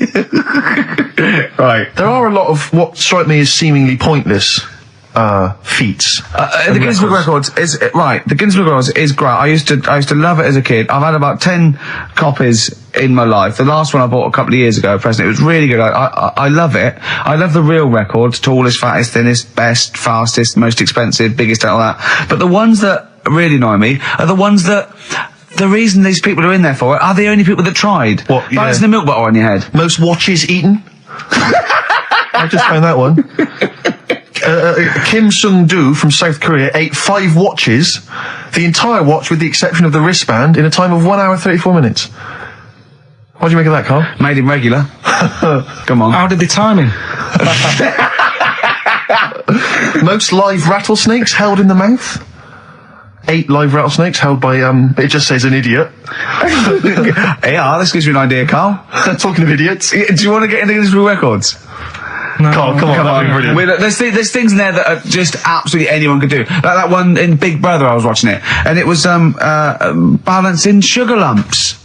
I want to go, how many people try that? If there's schools around Britain going, listen, we've got to get in the Sugar Lump Award. It's grassroots level. There's not enough kids balancing sugar lumps. How can we compete in the world market? I was looking at it last night, and there was one about the farthest that a dog swam. I think it was something like 9 miles, but it had no choice, did it? Do you know what I mean? He took it out to the Atlantic or something, and so he didn't want to do it. Threw it in the water. Yeah. So it's not alright to put it in a bin bag and chuck it in a canal, but it's for a world record. Yeah. 9 miles it did. Oh, God. Possible ones that you could do, Carl. What's the most Forrest Gumps fitted in one wheelie bin? What about this one for you, Carl? The record stands at the moment for most arrows caught by hand, but that's quite tricky. So what about most arrows caught by head? Yeah. And you would just fire arrows at your head? They wouldn't, it would just skim off him. Do you think so? Yeah, the roundness, it would never actually get any sort of, connection. Fastest human crab? Could you do that? Do that. Can you form the crab? Can you do that? What's that? It's just like go bending over backwards and running. Do that. No? Right, what about, what would you be good at? what about hamburger stuffing? Right, Carl. Alright. In the mouth, you mean? Well, it says the record for stuffing the most regulation-sized hamburgers, including buns, in the mouth at one time is how many? How many hamburgers with buns in the mouth? This is just... You're not swallowing anything, you've just got stuffing in your mouth. You'd be so good at this because your shape of your head. You've got a shape... His head's just like Hamburglar. You'd be good at this, man. Yeah. Honestly, you'd be perfect. You look like Zippy. And the great thing is your head's empty, so you could get more in there. Do you know what I mean? This guy had a brain. Do that. What is it? Is it possible? Is it mental? How many do you think it was? There were 3 burgers in buns. What do you reckon, Carl? What? How quick he ate them? He didn't eat them. It's just how many he can stuff in his face. So literally hold them within his cheeks and his mouth, but don't swallow anything. So what? How many burgers? How many burgers did he manage to get into his face? So it's a fella. He's not. Yes. About 5. No. 3. Is the world record. 3 is the world record. How big are they, though? It just says regulation size. So we could go to McDonald's or Burger King and get just hamburgers, and that would count. Just the regular burgers, and we'll just stuff They them won't in count. there. We got to get Norris McWhirter. Well, we could practice it now, and then if you're triumphant, if you get 4 in there. I don't. I've got a small throat and that. But you don't have to swallow. That's the great thing. Yeah, but I don't like it. As a kid, I'd choking on stuff, and I get funny about it. No. Just keep your tongue at the back of your mouth, and we'll stuff the hamburgers in. No, I don't. Oh, come on, do something. Carl, that is Dynamite Radio.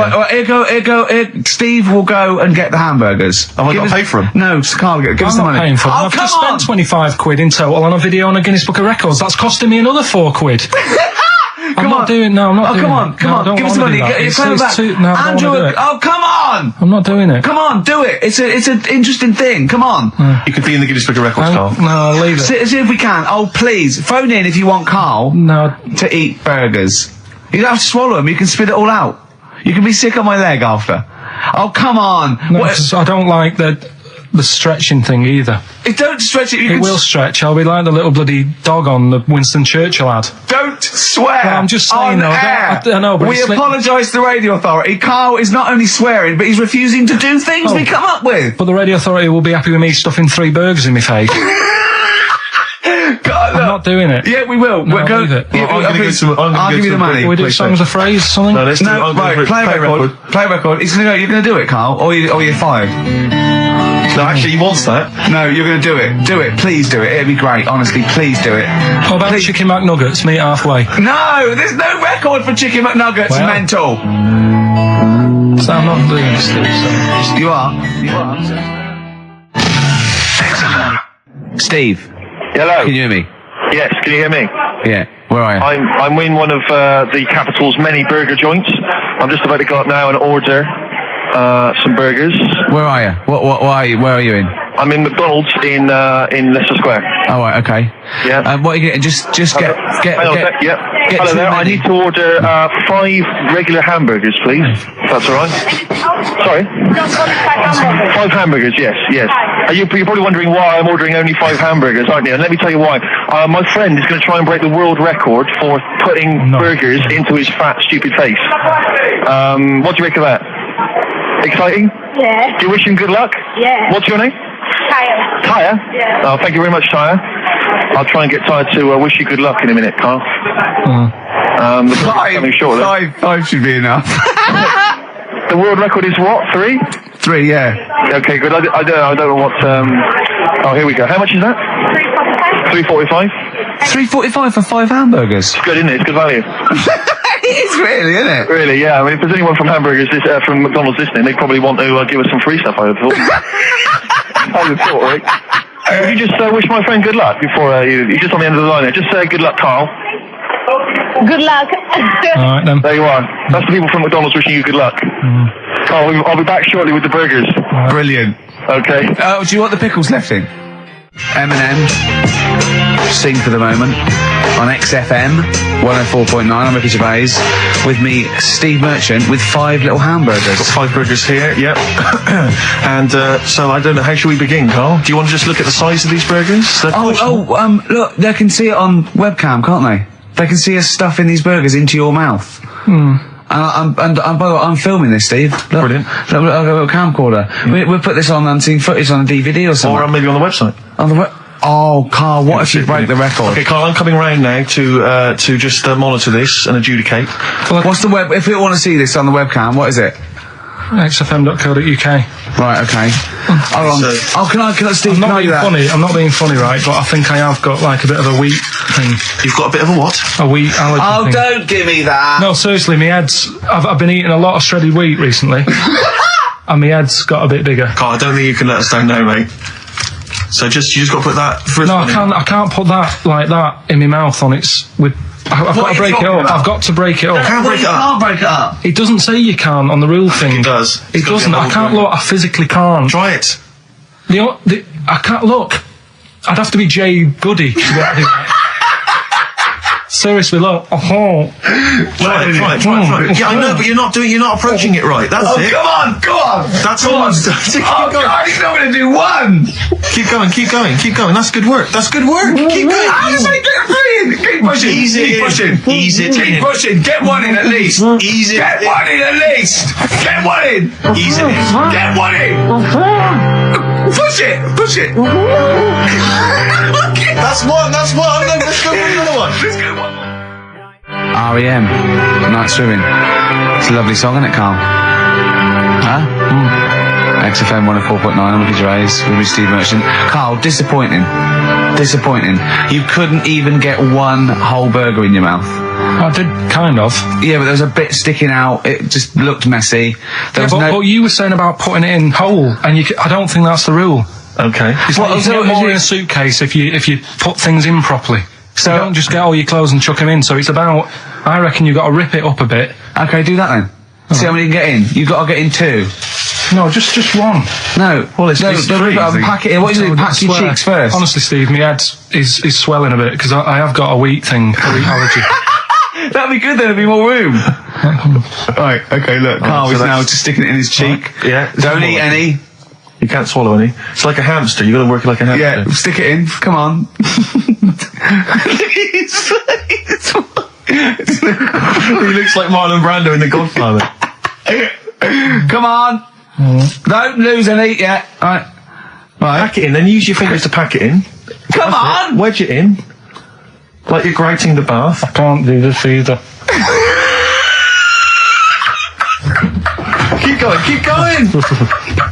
Keep going, don't give up so early.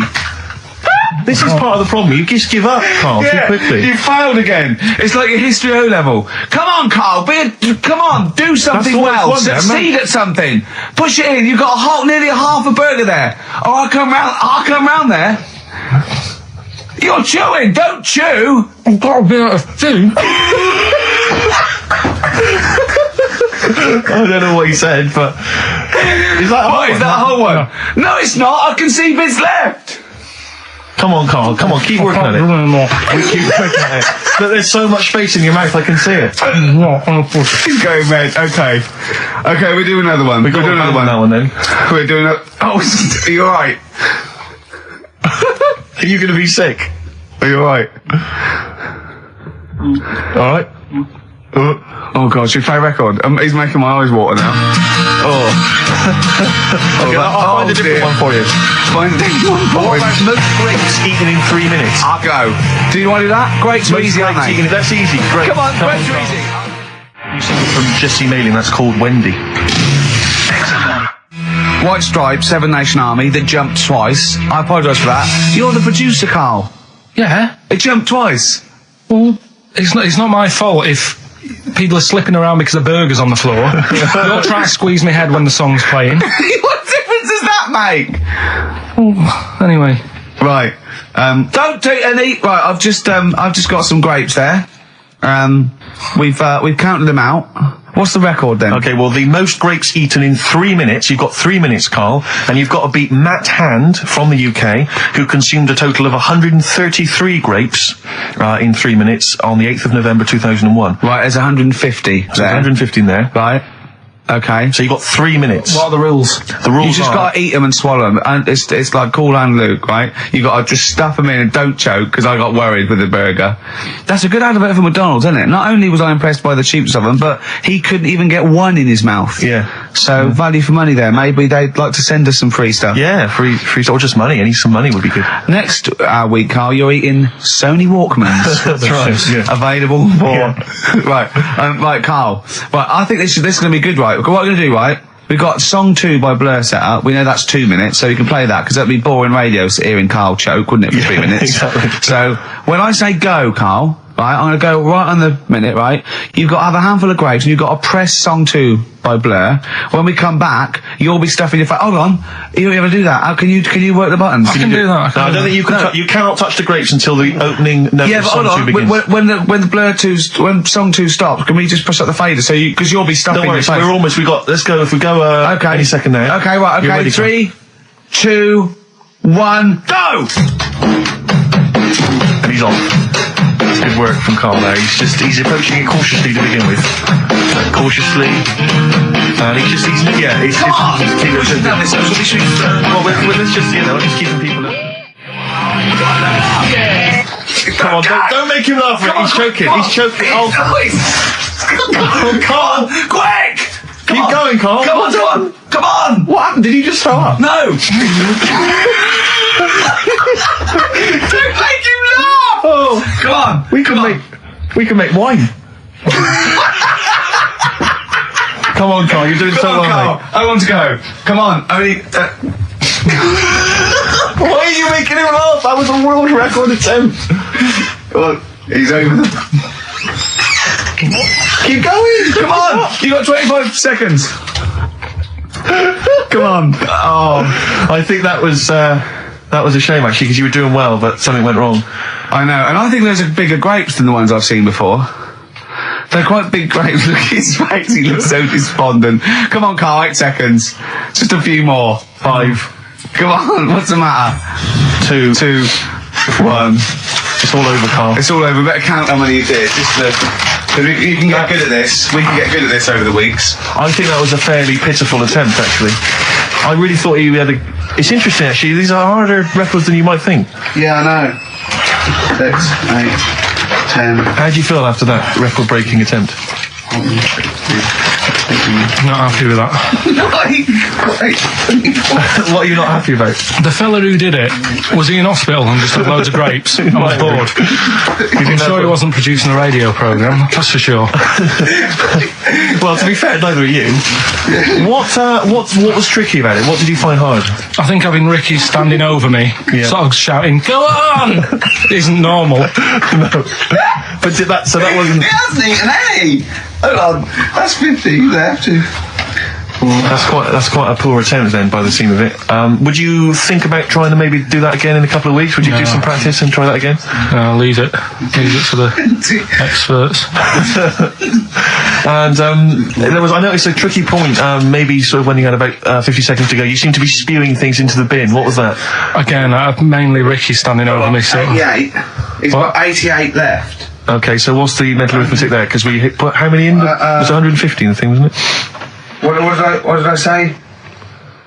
What did I say I had left? Well, I'm not doing it again. 88. So he had 88 left. So 62.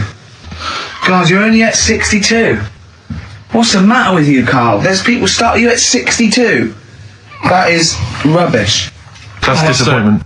Must leave So you failed on 2 world record attempts then. 62, and the record's that is rubbish. What were you doing? Oh yeah, but like I said, I've got a small throat. I can't drink a drink quick. Ever since the Mr. Freeze Pops when I was 6, that I nearly choked on, I nearly died on. I can't go back. It'd be like asking, I don't know, someone who got run over to play Frogger or something. What's Frogger? What, you mean real life computer game? Well, just a computer game brings back memories, doesn't it? And I can't do that. What's Frogger? Does Frogger get run over? Yeah. It's a little frog that has to run across a busy road. Do you know who he reminded me of, apart from Hamburglar and Zippy and all that? When he was mentioning those graves, because the shape of his head, it looked like a game of Pac-Man. Yeah. It did, as he was getting to him, it looked like... You should have had that music. It looked just like it. Oh, God. Do you remember there was a board game version of Pac-Man? Was there? I mean, the only thing that Pac-Man had was the fact that it was on a computer and it was a little face eating things. But imagine that as a board game.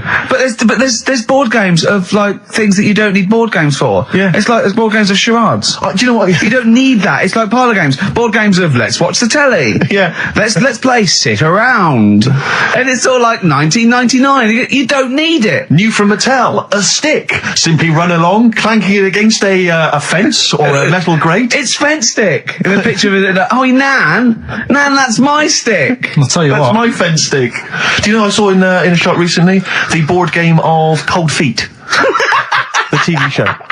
That is a winner. You are John Thompson. Yeah. Go back. Yeah. It's a good game. Drink 8 pints. Go on. Songs of phrase. Songs of phrase, nicely done. Right, we'll get this going. How do you feel, Carl? Yeah. Again, all disappointment. Disappointment probably to your family and friends. Well, I don't think they'll be that gutted, to be honest. Right, songs of phrase. Well, Carl, why don't we both come up with songs of phrase? Because it's a big tease. People love that. Yeah. You know, it's one of the hot new We've got quizzes. one more thing for you to eat. No, I'm not doing any more of that. Seriously. Play a song? Right, songs of phrase next. Right. That was rubbish, that half hour. Rubbish. That's great. Roots. The Seed, XFM 104.9. I bet that is a record. Eating grapes whilst DJing. Possibly. I'm assuming if there's any listeners out there that have a record-breaking attempt they'd like to see Carl undertake in future weeks, they should email in. I think Jono's got that one. Right, what have we got then? That's that. Right. That's the silliest side now. Let's get on with the proper show. Right, songs of phrase. Yeah, let's do that. On to the classy stuff. Yeah. Do you want to do the prizes first? Right, now then, where are they? Here they are. I haven't seen these, but I'm excited as ever. Alright, we have a t-shirt there, arbitrary t-shirt that you have probably stolen off of someone. What does it say? Is it the Red Hot Chili Peppers? So that's right. That's not too bad. It's a big t-shirt there. On DVD. This should you be giving this away? This looks like it's the film Don't Say a Word. Yeah. And it's it doesn't have all the proper packaging. It's literally the disc, the DVD disc, just loose. So enjoy that. The current album from Oasis, Heathen Chemistry, DVD, The Life of Mammals, the complete series, the David Attenborough recent DVD, that. Walking with Cavemen, which I think is a DVD currently on TV, isn't it? And, well, there you go. And also the X-List, which is a good new compilation, double CD compilation from XFM with loads of stuff on there, including Nerd, Snoop Doggy Dogg, Athlete, all sorts. Go on then, Carl. So not bad, actually. Nice one. Well done. Right, so, yeah, it's a phrase that's been said at some point, or said a lot on the show. We've had, like, Hairy Chinese Kid. We went back to my mum had wind for 5 minutes and that. Today we're looking at my neighbour had a horse in a house. right? Yep. If you remember, we were talking about that probably about a year and a half ago now. Yeah, of course we remember. They've been talking about it ever since, Carl, I imagine. Yeah. Well, it's famous. It's a world famous phrase. My neighbour had a horse in her house. Right, so this is this week's Songs of Phrase, and what I've done is I've got songs with those words in that make up that sentence. Yeah. You get to email in ricky.gervais@xfm.co.uk. There's 6 different songs, right? You email in with what? I don't know, there is 6. Me neighbour had horse in house. Is it really that sentence? My neighbour had a horse in her house. It does work, honestly, it works. Okay. Yeah, okay, don't bother explaining it, just play it. Right, Yeah. so here's the, here it is. We're just going to do head horse in a house. Right? What in God's name was that? Yeah, name the 6 songs. Head horse in a house. Huh? Are we naming the artists or the songs? Either. Artists. Anyone who gets anything can get a prize. What's Jeez. more, Carl? Artists, here we go. Head horse in a house. That's tricky, Carl. That's very hard. Once more. Head horse in a house. Email in ricky.gervais@xfm.co.uk. I'll give it Another letdown. Another letdown. It's brilliant, this. How can you just say that after I've just been stuffing grapes in my face and that? Well, you failed. You didn't get 1 burger in, right? Even when you tried to chop it up, there's 3, right? So that's it. Well, Steve, out the goodness of his heart, went to McDonald's. Okay, I got some grapes. At 62. That's got nothing to do with this, though. This is my game show here. Bob Holness didn't say, yeah, Blockbusters is good, but I never see him eating grapes. So this is a different thing. Forget that. Right? Here's the clips again. Here's the clips. Head horse in a house. Oh, you know I said I was going to turn over a new leaf and not criticise your ideas? I think it's the end of this one, mate. Oh, he's done it again. It's atrocious. ricky.gervais@xfm.co.uk if you've got any idea. XFM. Dandy Warhols. We used to be friends. That is Carl's favourite record of the year. Yeah. Well, new music. He gets one play a year, and he chose that. That's what he chose. It's all right, but I mean, that favourite track, innit? He played that. That was Carl's choice. Just something new on XFM 104.9. Don't worry, we've got some really good stuff coming up later with me and Steve. If you're from the 70s, you might like it. You see that he's getting too cocky, isn't he? It's arrogant. It's sort of like I mean, we've tried giving him something in his life. He's got, you know what I mean? He comes in and tells us this sob story of just like a trail of failures, and we've said, Carl, come under our wing, right? He just started picking up on him. A few other people's like, and then he does that. He fails at the burgers, he fails at the grapes. He will not trust us with, you know, what we want to do. I don't know what more we can do. It's like I've saved a mouse from a cat's jaws and it turned around and bit me. Yeah. Yeah, that is a brilliant analogy. It's a bit like we were trying to give you something that you could care about, that you could be passionate about, that would somehow give a meaning to your life. You would be in the Guinness Book of Records alongside, I mean, Bubble. Bubble failed. Do you want to be Bubble? Do you want to be Bubble? Or do you want to be the bloke with the milk bottle on his head? Exactly. Who's in there? The guy who ate the watches. Yes! Now, I've got an idea, Carl, because you're getting all stressed out. I don't know what it is. You're getting funny. I don't know what it is. I don't know what... Because you're annoying me. Wow, you say that. Started midweek. I don't think I annoy anyone else, so it's just you on that. So, I thought maybe we could all 3 of us go away to a little health farm for a weekend, just get like a triple room, Right, and that isn't happening. Why? You've just reminded me, because you've been annoying me. Steve started getting on your case, you know, sort of ganging up on me. I'll tell you now, Steve, I just forgot. Remember a couple of weeks ago, you said to me that my pub quiz team is rubbish. Yeah. Right, well, it doesn't matter anymore, because you're not part of it this time. That's bad. That's bad, because it's interesting you say that, Carl. Carl, you say that because I tell you this, I found someone, mate, who could be filling that tricky 5th member. I wanted to test him out this week, mate. On your team. Test out on your team. Because I'll tell you what this is like. I don't know if you're familiar with Paul Ince, who used to play with Man United, right? But everyone used to say he's the governor. Right, even the players used to call him the governor, right? And Alex Ferguson at Man United was like, I'm not having this, I'm in charge here, and he got rid of him. And that's what's happened. You were moaning the other week, saying your team's rubbish, you don't know what you're doing. Yeah. Well, let's see how you do on your own, right? Ooh, he's turned, isn't he? I'll be honest, Carl, I'd like to be on your team. Well, sorry, Paul Ince. You'll have to go and join Middlesbrough, or wherever it is it's gone to. Carl, what can I do to get back on your team? It's not happening. I've already filled your bids. Don't let him have the upper hand, Steve. No, wait a minute. I'll tell you what always annoys me, though. Ricky spends most of the show slagging you off, right, having a go at you, annoying you in the week, squeezing your head, making you eat burgers, right? But you always take out on me. I'm the one who always gets the insults. I'm the one who's now relegated from your team. Why, you see, this is the thing. You're just as bad as him, really, because you're siding against me, because you know that I'm willing to take it. The truth of it is this, you know that Ricky Gervais is keeping you in burgers and grapes, metaphorically speaking. He's the one that's got you in Heat magazine. I just spat all over your new Guinness Book of Records. You see? Get me a tissue. He's just squirted tea, laughing all over your Guinness Book of Records. I'm going to get the flak for that. No, it's because you made me laugh when I was drinking, because you went, it made me laugh, and I spat. I just think it upsets me that you never pick on Ricky. You never ever go in, because you know he's the one who's raised your profile and made you a little bit of a celebrity. We've missed one here. Using his teeth, Raman Andiappan, right, husked a coconut. He did what? He husked a coconut. He's the fastest coconut husker in the world. What does that mean? I don't know. He pulls husks. What's that? Little mice. What's a coconut husking? He pulls the husk off and go, look at Carl just with his head down. Carl, come on. What's the matter? Because that cost me 20 quid. I know. Well, I'll see you all right. I'll see you all over the world's smallest man. Why have they stood him next to the world's biggest man? Right, I'm in a bad mood now. Oh dear. So you haven't got a team? Steve, I'll sort you out. Come to me. I'll sort you out. Seriously, no, I found someone who would help you win this week, Carl. And I was going to tell you about it, and now... Steve, you can be on my team this week, and I know something about the quiz that Carl doesn't know. So... I'll tell you, I just think that it's so ungrateful. Whatever. So ungrateful. Right, songs of phrase, just give it a couple more plays. Just email in, we'll pick a winner soon. Ricky.gervais@xfm.co.uk. Well, this is rubbish this week. No one knows it because it's rubbish. Steve was right. There's 6 songs there, so if you know what they are, just... That's the end of that, I think. That's the end of the songs of phrase. Email in. I think. We've got no. That's the last week for that. Okay, well, why don't you give us some monkey news? Is it monkey news time?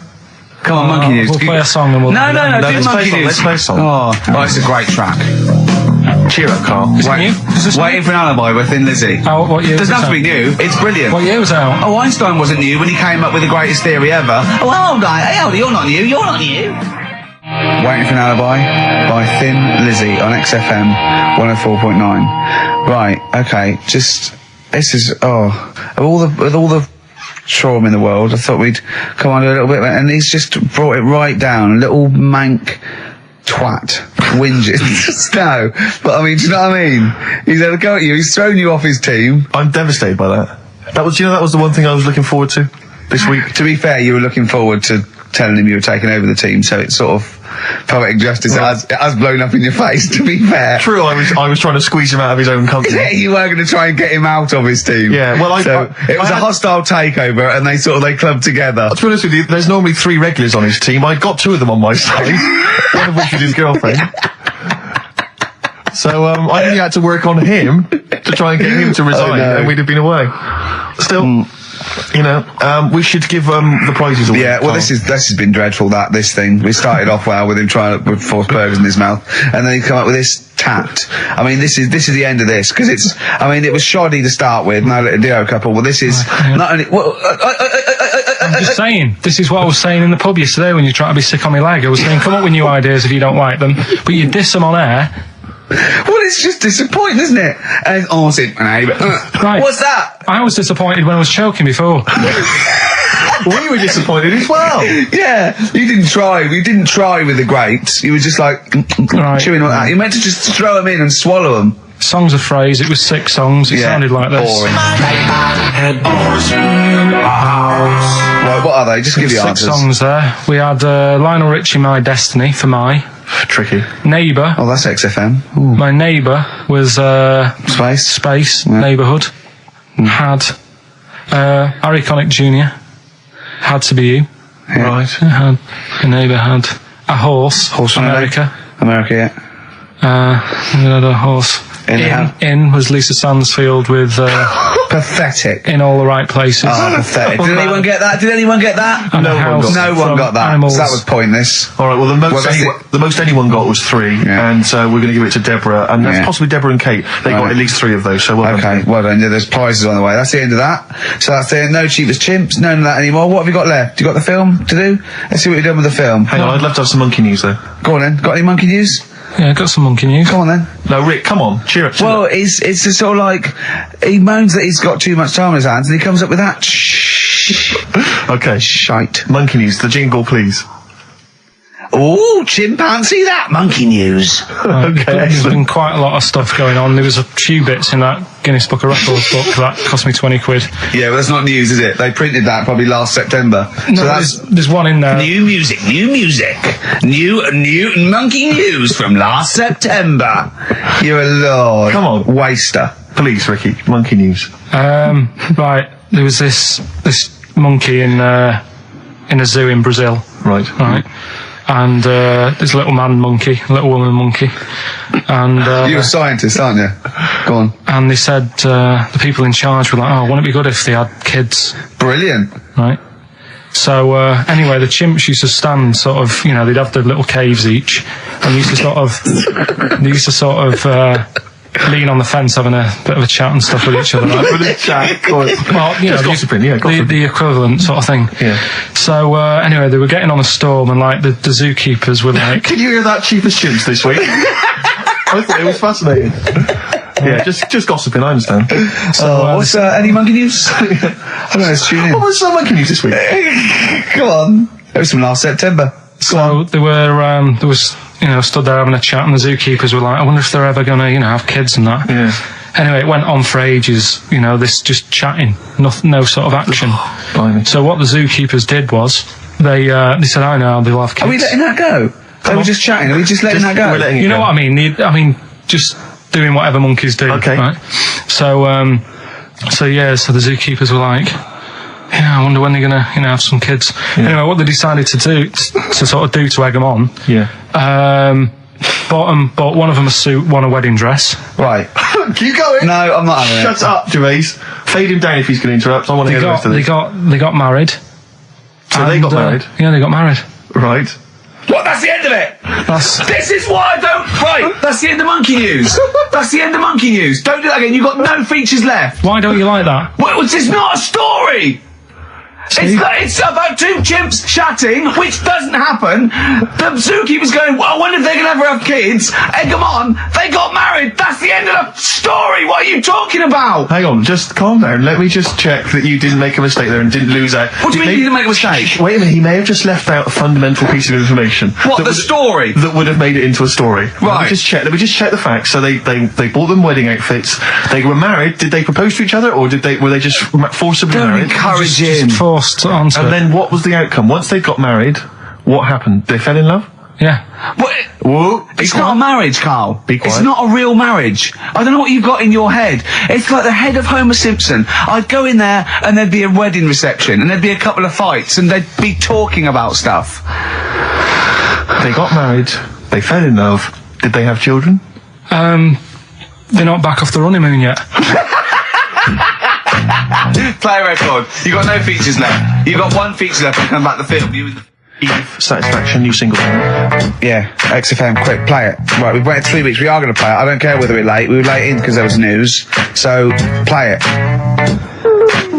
Which film are you in this week?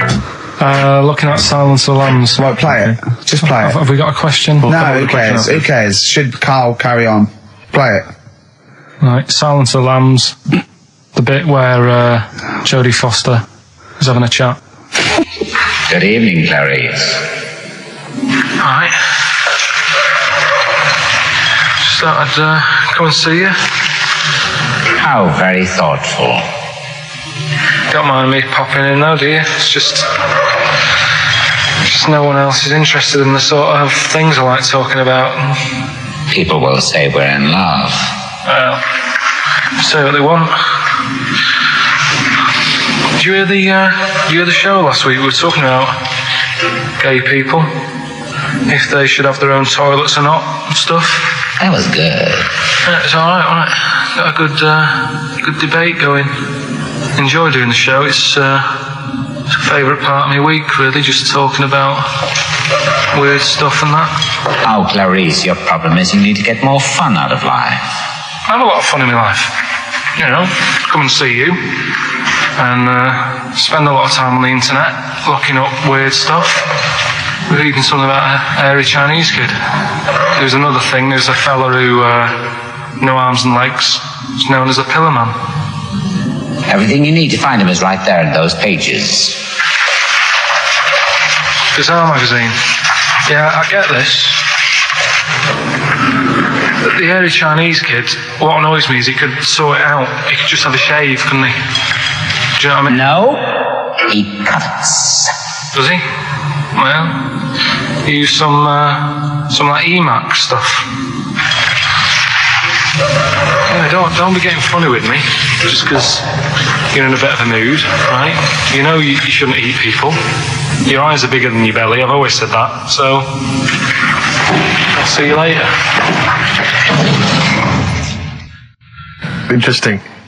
Atmospheric, moody, and the question is. Okay, here I have it. This: how many films have been made featuring the character Hannibal Lecter? How many films? They haven't got time to phone in now, have they? No, they can email in. They'll have time. Do you care? I don't care. No, exactly. Ricky.gervais, xfm.co.uk, if you can be bothered. If you're interested in you want a $4.99 copy on VHS of Silence of the Lambs. He's dissing that as well, Carl. Wasn't it that? Bit annoying, but that's it for this week. But remember what happened when... No, it's not. It's 9 minutes to 3. How can that... Tell him, Steve. No. How can that be it? It's 9 minutes to 3. What's he doing? Is he playing a record? Carl, what can I do to get back on your quiz team? You're not. Right. Songbird Oasis, right. Send Carl a little present. Send him some essential oils or something, or a little lavender pillow, or just a little message. Send him a little message. Tell him it's all worth it. He's getting all grumpy, aren't you? I just get sick of it, that's all. It's not worth going through the stress for 30 quid every Saturday. You lying little... You'd get more than 30 quid. Oh, not much more. Anyway, Steve, who's the winner? The winner is Mike McNulty. He correctly answered the fact that there were 4 films featuring Hannibal Lecter. There's a downer now, isn't there? There's a downer. I think it was you, actually. I mean, I don't know, Carl. It's not like I'm just trying to win myself a place on your team, but I actually felt that Ricky was really I gave him grapes. I thought Ricky was discourteous, if that's a word. I thought he was rude, aggressive, unpleasant. As one person emailed in, a dickhead. So, someone also said you were fat and talentless. I don't like those emailers who do that sort of thing, but one of them said you were really, really annoying. Well, cheers for that, but you're still not on the team. They didn't like what you were wearing. So, back next week. What did you say? He went, cheers for that. 104.9 XFM. You alright? This is Carl, producer of Ricky Gervais and Steve Merchant. They're not about today. Ricky's on holiday. Steve couldn't be bothered. So I'm left here with all the DATs. That's a digital audio tape of all the shows they've done since they've been here over the last, I don't know, year and a half or something. So we'll play you some of the best bits. Alright, so here's the first bit. Like, that got a load of attention in the press, but the Trisha programme got nothing. Okay. Which, I know, Steve called me up in the week, right? Like 10 o'clock in the morning, I was at work, and he goes, What do you think so at 10 o'clock? I should think preparing this show. Most people go to work about 8 or 9. You're watching Trisha and that? I said, no, what is it? He goes, oh, you'll be loving it, right? Freaks, was it? Help me, my mum's a freak. Siamese twins. Right, so I couldn't watch it, but he said, it might be on again, because they repeat stuff on ITV2. Right. So I had my dinner late, right, instead of having it at like 1 o'clock like I normally do, I had it at like 2:30, sat in the office, put the telly on, ITV2, these Siamese twins. Did it blow your mind? It was amazing. You know, we talk about a lot of things on the show quite a lot. The hairy kids crop up a lot. I was waiting. It's been 10 minutes and you haven't mentioned the hairy kid. Right, and last week we were talking about Siamese twins, weren't we? So it was weird that this programme was on, but it was amazing. I mean, what I think you can't refer to them as Siamese twins. I think they're known as conjoined twins. Why? I think Siamese is maybe considered derogatory, or as an old antiquated phrase. Yeah, I think it's because the first famous ones were actually from Siam. Right. And that doesn't exist anymore. No, it's conjoined, Carl. Yeah. Get the phrase right. But you'd think that if that's happened to you, that wouldn't be that sort of offensive. The names that you must get called. Right. You think that's the least of your Siamese worries? twins, I'd say, well, that's, yeah. Now, were you stunned by where they were connected? Just live with it, we'd say. Because they were connected, of course, at the forehead. Oh. Sort of, which was quite extraordinary. Well, there was one set of Siamese twins. One had a job and the other one didn't. That's ludicrous. Yeah. The other one was unemployed. The other one had a job. She had to go to work. She had to get up at 6 o'clock on her day I'm off. supporting you, literally. Yeah. Then they get done off the social for sort of... Yeah, because the other one was signing on. That wasn't a question that Trisha asked. Annoyingly, because I know that much of the audience was thinking that. There's a few things that didn't crop up. What questions would you have asked of them? Because what things did you feel weren't mentioned? I'd love to just watch Carl watching amazing things. Exactly. Do you know what I mean? It's like early learning thing. Mouth slightly open. Yeah, some mouth slight open, saliva. dribble, looking round to see if anyone else has seen it. You know, I mean that. Like when a cat sees a bird land on the balcony. Exactly. It can't believe it's luck. I'd probably say, how do you buy her like a birthday present? A surprise gift, yeah. Because everything's ruined. Sure. Right? I'd probably ask... Yeah. Well, did you not think it was interesting that one of them had a boyfriend? Well, that was a bit weird, wasn't it? Uh-huh. But what was the other thing that I was thinking when I was watching it? I was thinking if one got into crime and that was sent to prison, right, what would happen? How would you handle that? It's brilliant. It's brilliant. If a chimp could talk. And what was the other one? The other thing was, what did he talk about? Because it's not as if you can say, oh, guess what I did today? Do you know what I mean? Yeah.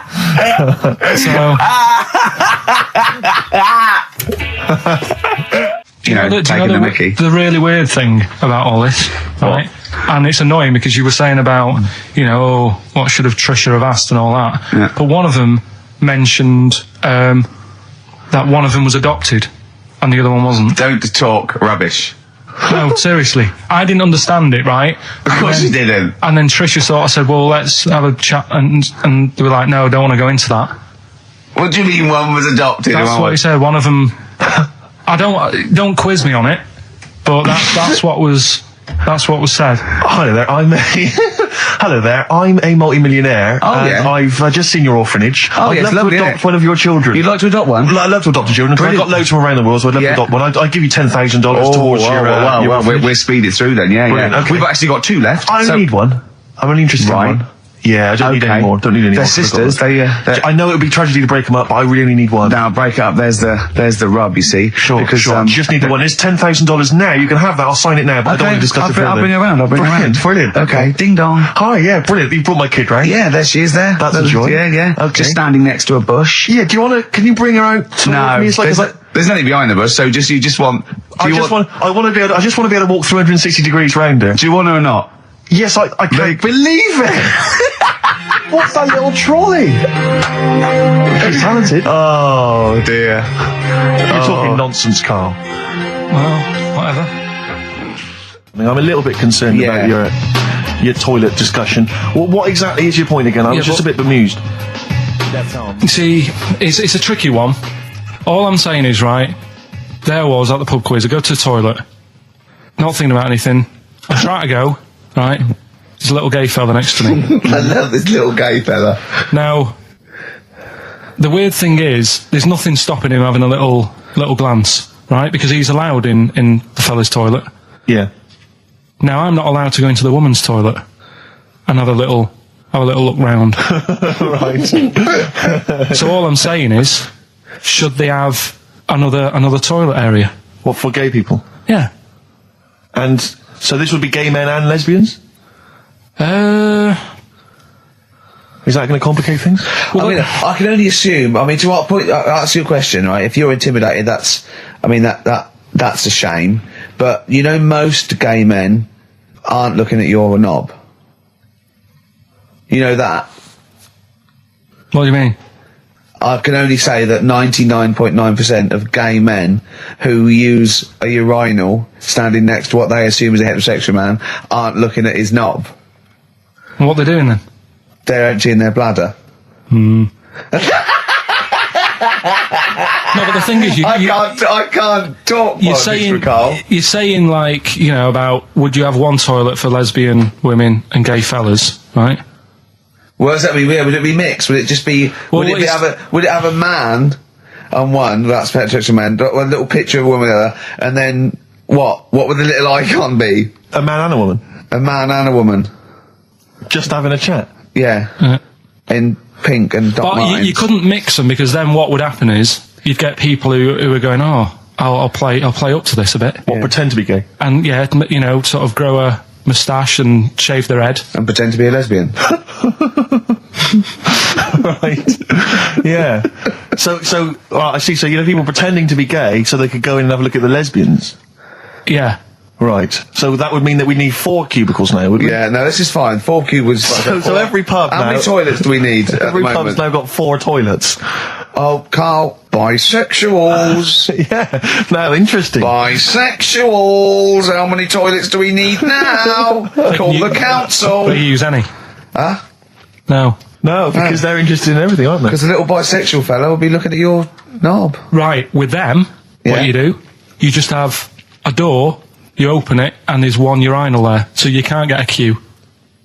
They have to sort of wait. I just thought that, well, why can't there just be a thing between the urinals so no one can look at anyone else's knob? Wait a minute. Just to go back to Ricky's point, what stops, even if we've got the toilet for gay men, what stops the gay men who want to have a look at your willy going in the regular toilet and pretending that they're straight? Most men don't Who's going to police this? wear gay across their No, head. exactly. They don't have a tattoo. There's no branding yet in the British house where they have to declare. So we're going to have to expand this. What So we've do all you- got to carry identity Do you know cards. you can see a gay, can you? Coming a mile off. No? No, I'll just hold it in next time. No. Can you tell gay men? Do you know a gay man? I'd say probably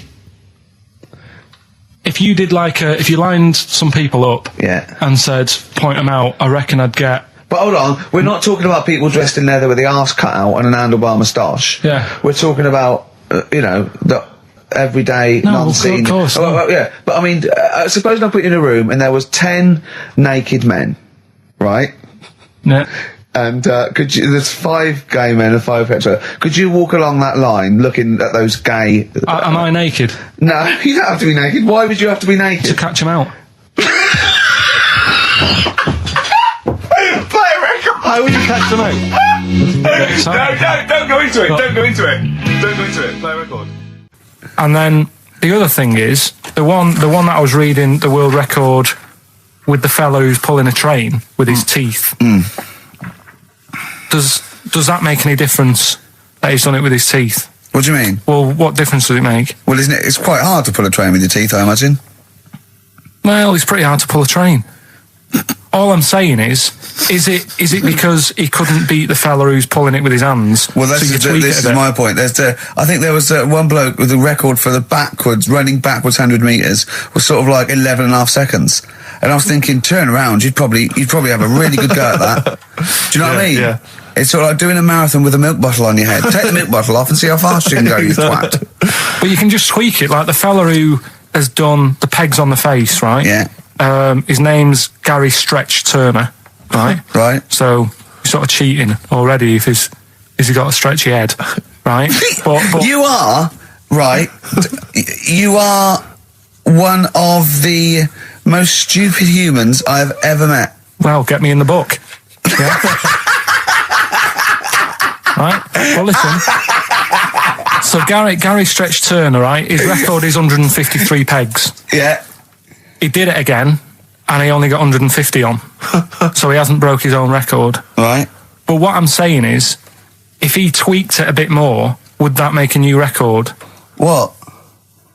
Well, if he said, I've got 150 pegs on, but at the same time as eating a burger. I see what you mean, yeah. He'd be the world record breaker for pegs and eating burgers at the same time. Yeah, just change it a bit. If you know you're not going to make it, just do something else. I'm assuming the rules are set at the beginning, Carl. That's it. That's where they say, right, you're just going to do the pegs thing. You're not going to introduce burgers halfway through, are you? Definitely not.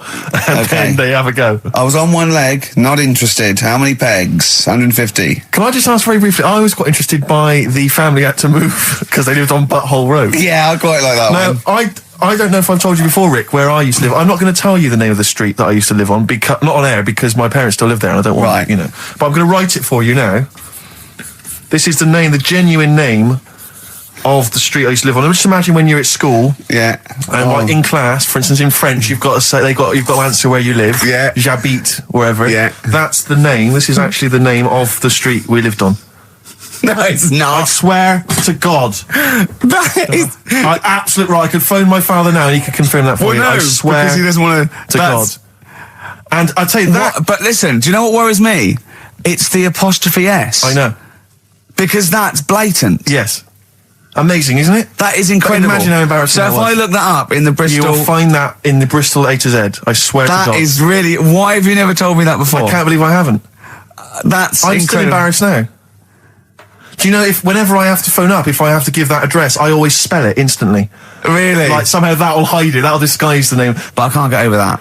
Anyway, if you perhaps live in Tits Avenue, or... Wankling Drive. Wankling Drive, just get in touch. Let us know, we're not really interested. This is XFM 104.9. I'm Ricky Gervais with me, Stephen Merchant. You're listening to the best of, basically, Karl Pilkington.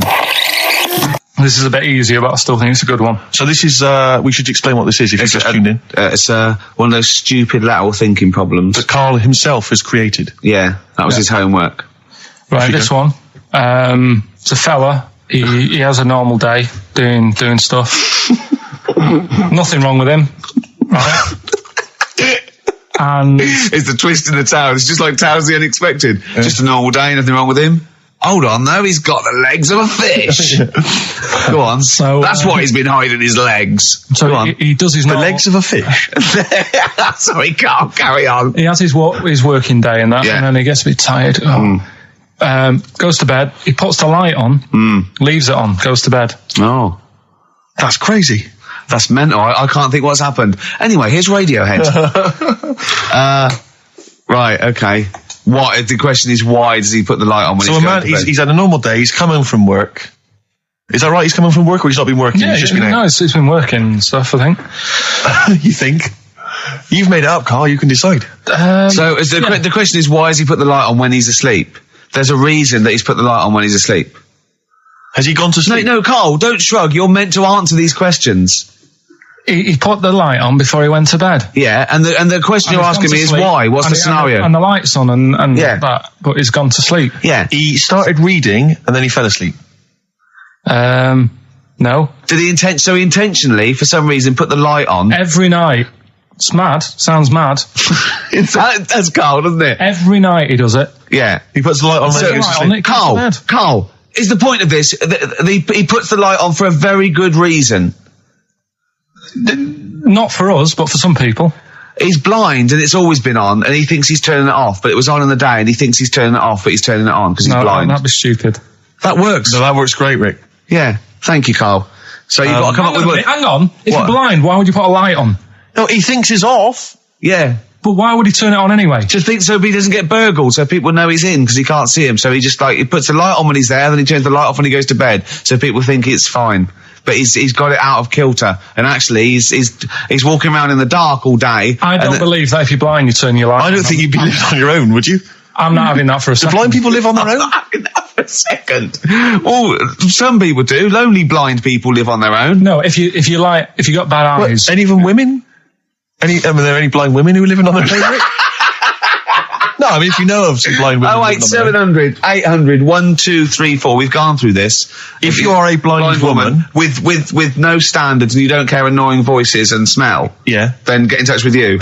Yeah, I mean, you've got to be within the ages of, say, 25 to 65. You know, right. Well, call it 75. You fussy, you fussy all of a sudden. I know. Yeah, go on. If you were blind, would you live in London? Because someone said yesterday there was one struggling outside in Leicester Square.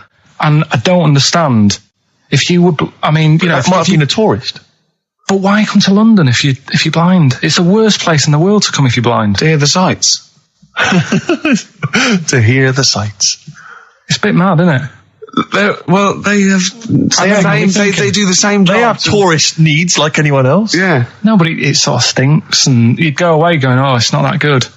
I just thought that I thought it was a bit weird. Well, never mind your concern for the partially sighted or sight impaired people coming to London. Get on with this. Yeah. So there he is. Yeah. It's like, oh, a bit tired. Yeah. Just put the light on. Get to bed. Yeah. So he turns the light on and he goes to bed. Yeah.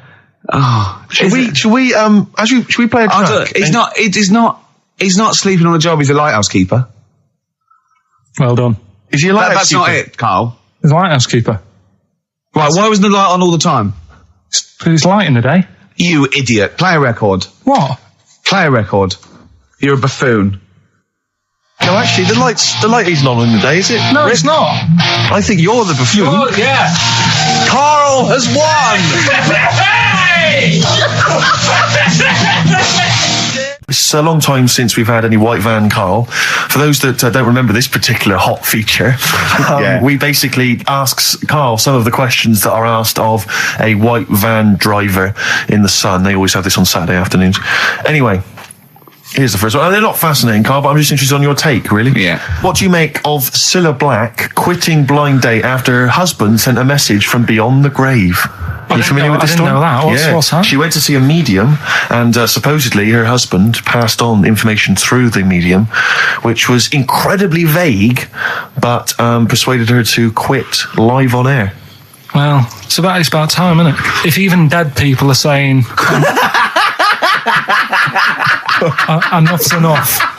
But I'll tell you what, though, talking about ghosts and that, do you know how I'm into them? Yeah. Right? How weird do you think this is, right? Well, it's not true. Before you say it, play a record. No, go on. Go on. Right, it's this woman.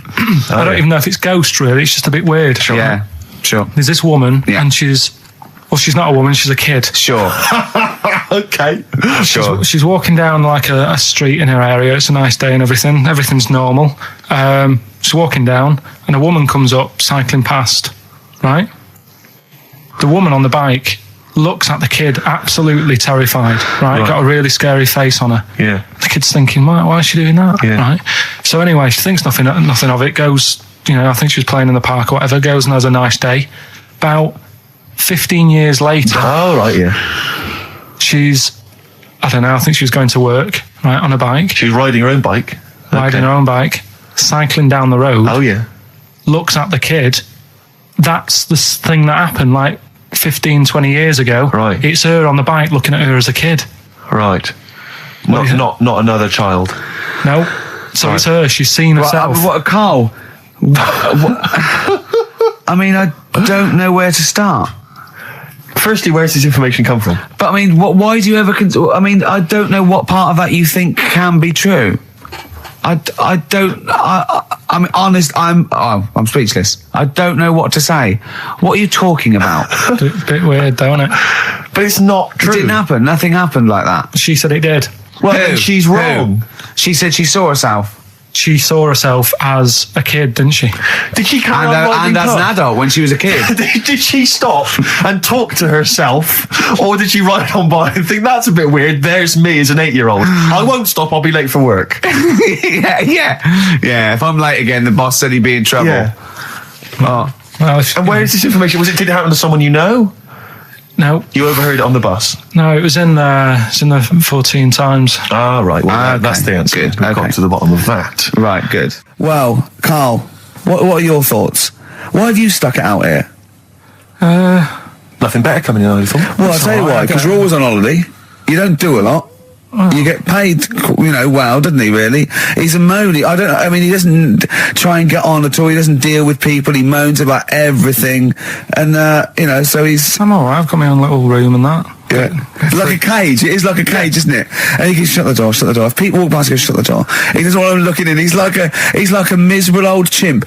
We noticed today how much he's simian, isn't he? He's very strange, actually. We maybe should try and get a picture on the website, because Karl's arms are particularly chimp-like. It's very, very strange. Because he's got that sort of, he's got long downy hair. It's and not the like long extended knuckles. Yeah, and his totally round face that sort of the chin goes back and the dome of his cranium. I think, quite seriously, I know we sort of share about 98.5% of our genetic material with bonobos and chimpanzees, but I think he's got a little bit more. Yeah. I honestly think he's a little bit of a throwback. Just his line, they just kept to this sort of really the ugliest one in the cave and the tree, and he really didn't come out of it. I'm not saying you are, I don't think you are. Yeah, you're chimp-like. No, it does annoy me.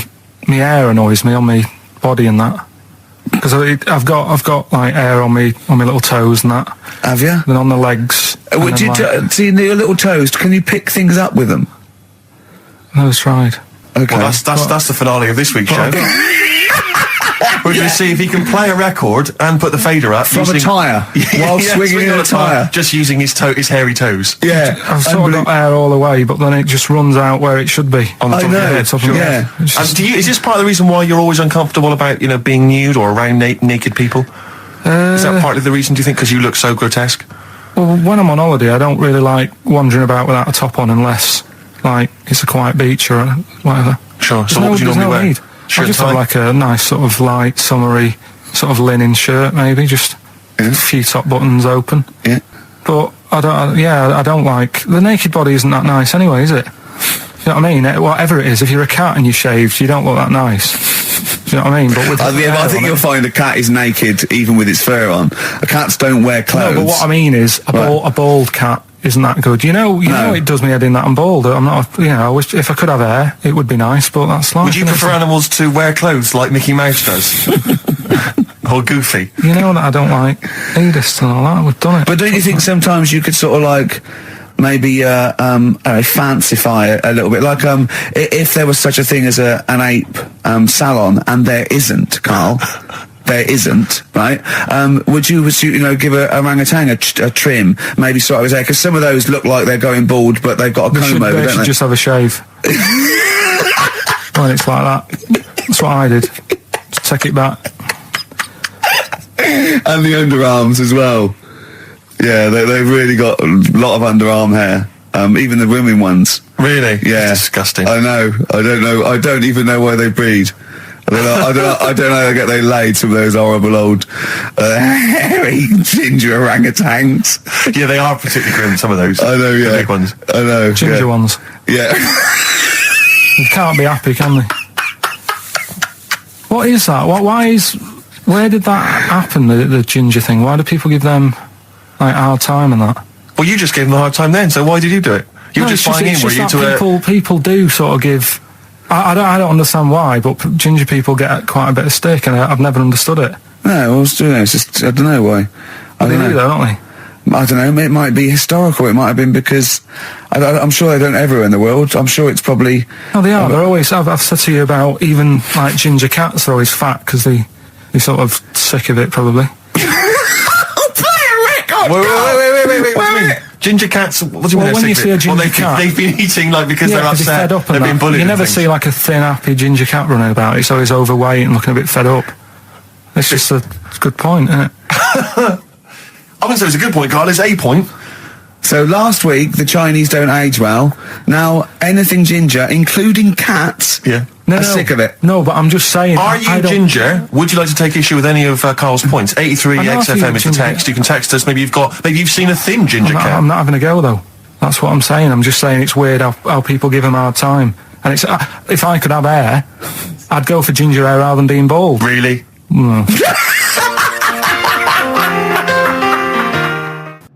XFM 104.9 of a Saturday. Ricky Gervais with me, Steve Merchant. Hello there. But we're not here. No, we're away. So this is the best of, and I hope you're enjoying it. We certainly are. I woke up this morning, feeling fine. It's not a blues song. And I turned my phone on, and it was from Karl, and it went, "Forget it, I've made my mind up." And I thought, wow, what is that? And I phoned Forget him. it, I've made my Yeah, mum. I went, Carl, what is it? He went, oh no, it's about the text I sent you last night. I went, well, what was it? I just got this text. He went, I was just wondering, I was thinking last night. He said, supposing you had to have your hands removed. Sure. Right? And the doctor said, well, you can either have them stay like that with stumps, or I can sew feet there. What would you have? And I was bleary-eyed, and I went, the stumps? He went, yeah. I went, all right? He went, yeah. And then what was his follow-up text to that? And then I got the text, it was obviously before it, and it went, and it was like quite serious. What would you do if surgery not doing your hands? Would you have stumps or the feet? Right? Now the way, when I said he's made his mind up, and I went the stumps, he went, yeah. I think secretly he decided on the feet, but was too embarrassed to tell me. There's a little bit of what would you do? Because Why did you think of this? Why did you think of this? Girlfriend's away, right? Yeah, no, that's not why you start thinking bizarre I'll tell you now, devices. right? I'll let you into my little mind, right? Last night, I had some beans on toast, right? She was away. It's good already. She was away, she had some beans on toast, she went wild. Yeah. Right? Now, I was stood up, I live on on a high street, right? So I'm washing up, I'm looking out the window. First thing that had my attention is, I can look into other people's flats, right? Yeah. And it was weird how all these different lives were going on, I was watching them, and everybody had the telly on and was watching Volcano, right? Which was on last night. Right. And I thought, that's weird, right? I can see them all watching it. And it was like a little Chinese lad who was dancing around in some underpants. And then there's a little old woman who lives downstairs who was reading a book, and she's always reading a book every night. And it's like, I have a better life than her. And then there's like some sort of bouncer who's always getting ready to go out late at night with all the black on. He looks like a bouncer. So I was watching all this life going on. I thought, did you witness a murder while you were doing it? Yeah. It was like that sort of Sliver film where that bloke had loads of tellies watching people's lives. So that was going on in my mind. And then I was washing up, and I picked up the plate, and I thought, it's amazing, isn't it? The human body, the way you can just sort of, I want to pick that up, and you do. Yeah. And the way your hands work, right? Yeah. You've got 5 little digits, but it's just the right amount to do what you've got to do, right? So I'm cleaning the plate. Sorry, Carl. Stop.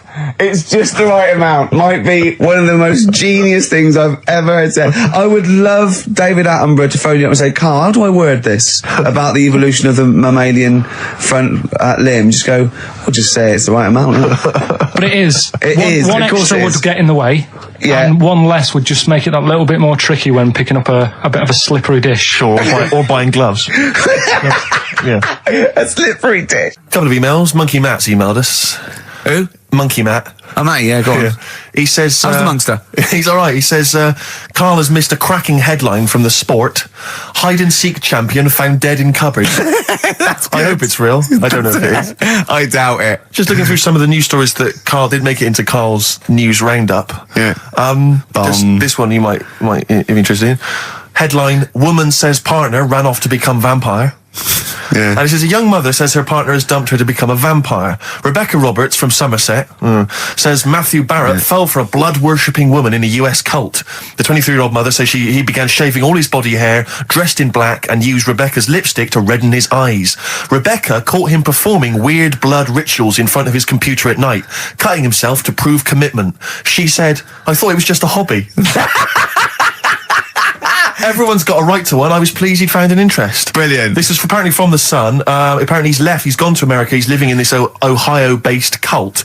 But it's the last bit where she's been asked whether or not, if he came back, would she take him back? Sure. And this is where I wonder if the journalist, you know how journalists are supposed to just report the news, be objective. Yeah. I wonder if maybe the journalist here has maybe had some interference. Made the quote better for them Possibly, than go on. because it says, I never thought this would take over his life. Now, if he came back, I'd say fangs, but no fangs. Oh dear! I can't believe. Imagine you're the woman, Rick. Okay. And I've come round. You're the journalist. I'm the journalist, and I've come in and I've said, okay, I read about this. All I have to do is not say that thing. You've come. I understand you're obviously quite upset. Your husband's gone gutted. off. If he came back, would you take him back? Definitely not. Right. What would you say to him then if he came back? Just get lost. Right, but I'm really pissed off with you. Would you perhaps say something a bit more pithy? Not in this situation, no. You're upset? He cuts himself, he drinks blood, he's left me. Sod off. I'm not interested, mate. Because I tell you what. Go on. I mean, I like what you said there, but I wonder if we could condense that a bit more. If he came back, would you say... Go away. Would you ever say something like, thanks, but no thanks? No, because it makes it flippant, because I'm really angry. I know you're annoyed. And I'm upset, so I wouldn't say... I certainly wouldn't say thanks. I might say no thanks. But what if you sort of said it like aggressively, like you gave him the finger, thanks, but no thanks? Like you didn't really mean sort it. of sarcastically? Sarcastically, would you possibly say I might say thanks, but no thanks, and that'll be it. And that's and I'd leave it there. I'd never change that. Sure. I'd never change those words. Can I ask you a question? Go on. Do you like puns? Hate them. Right. I don't like Countdown. I don't like QI. I don't like any of those posh Cambridge, Oxford types. I hate puns. If you had to say thanks but no thanks in the form of a pun, what would you maybe say? I wouldn't. I never would. Right. I'd say thanks but no thanks. I would. I mean, I feel embarrassed that I'd even say that because I don't think I would even say thanks but no thanks. Okay. But if I did go that far, I'd leave it there. Sure. So, have you ever noticed, as I have, the similarity between the word thanks and fangs? Not really. It's very similar. Not thanks, really. fangs, F-T-H, there's a K. Fangs very much. G, it's A and N. Well, the A, the N and the S, but that's about it. Would you agree it sounds marginally similar? Yeah, Is it possible you might one day say fangs but no fangs? I wouldn't know. Right. I could put that though, could I? But don't say I said it. Right. I mean, yeah. Fangs, but no fangs. Yeah. This is the thing.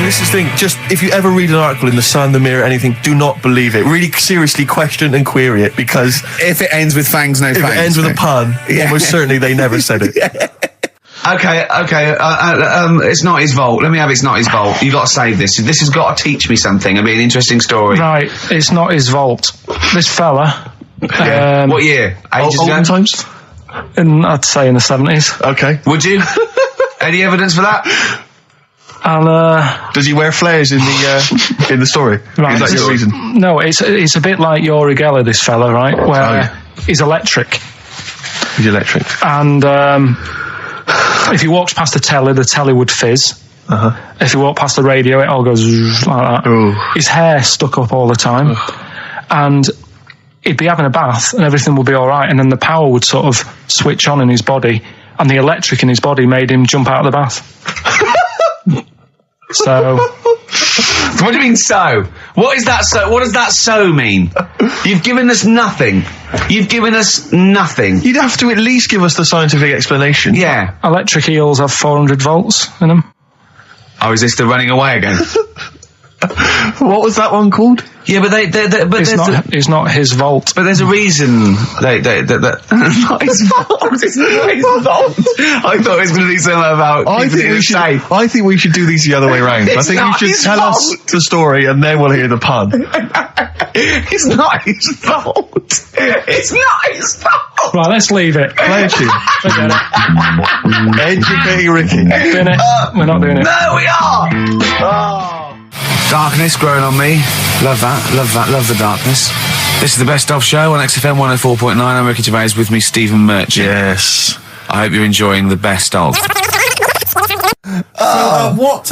What exactly is there then? Is it just a kind of moon-like kind of surround with just kind of dust and rock? That's exactly what you see. I was there when the Mars thing went wrong. Yeah. I would have just sent a camera crew there, filmed a bit of that, right? And say, here we are, this is it. Ignore the little coffee shop in the background. Right? This is Mars, because that's where it's like just loads of dust. Yeah. Holes everywhere. Side it up. Little round-headed aliens complaining. Whinging. Just like Mars. Yeah. So is there what's the best bit about the holiday? Come on, pretend you're Judith Chalmers. I have been doing. I would have done all. I would have said that. Don't bother. Right. I mean, the hotel was good. Yeah. That was all right. What was that like? It's all right. Just, clean. That's all you want, isn't it? See, that's not quite what Judith Chalmers does. She doesn't go, what's the hotel like? All right, yeah, clean, isn't it? All right. Well, what was it like? What was it? 3-star, 4-star? Did that have a swimming pool? What was the room like? Yeah, had a swimming pool and that. Yeah. Yeah, it's good. I think it was one of the better ones on the island. Okay. Nightlife? Wasn't really. And there was a bar. There was some bands playing. Yeah. Not very good. Food got a bit boring. Yeah. It was always the same food every night, but they sort of themed it and made out as if it was different. So, like, on Mexican night, it'd be chicken with a nacho on it. Right. And Chinese night, sort of chicken with a little prawn cracker on it and stuff. Sure. But that got a bit boring. That's me just turning on my phone because I want to read to you a text that I got from Karl. I think you sort of sum up the holiday in this text, don't you? Do you remember it? I can't remember. Let's have a look. Let's have a little look. Instantly, what did Suzanne, your girlfriend, make of it? Similar view to you, that they should fill in the holes? Yeah, it's just that thing, you see, I went on a coach trip, right? And you go and see the volcanoes. Like I say, there's 36 of them. Yeah. Which, how many do you need? And when we're on the coach going round all these volcanoes, the fella on the front's going and look out your left window at the moment, and there's a volcano. And if you quickly look out at the right-hand side there, there's another one. Right. And on the left, he's just like, all right, we've seen it. Sure. Do you know what I mean? Yeah. And that trip, I mean, we'll talk about that trip in a bit. Right, this is the text I got from Karl, right? All right. Been up to a volcano. Been in some dead artist's house who built his house in the lava. They said they would show me science with volcanoes, but all they did was chuck some water in a hole and it shot up in the air. No dwarves in the canteen, no Scousers here, but there is a Swede woman with a big head. She looks effing gormless with a cap on. All right? So a little reference there to... A Swede woman? What's that mean? Do you mean Swedish? Yeah. Or she looked like a vegetable? No, the Swedish woman. But they've all got sort of quite big bill, aren't they? And I sent him a text. Oh, well, it's just good to be on holiday because, I'm working. He sent back, so am I. Just been watching Sky News. There is a school for monkeys who want to get a band together. Is that monkey news for later?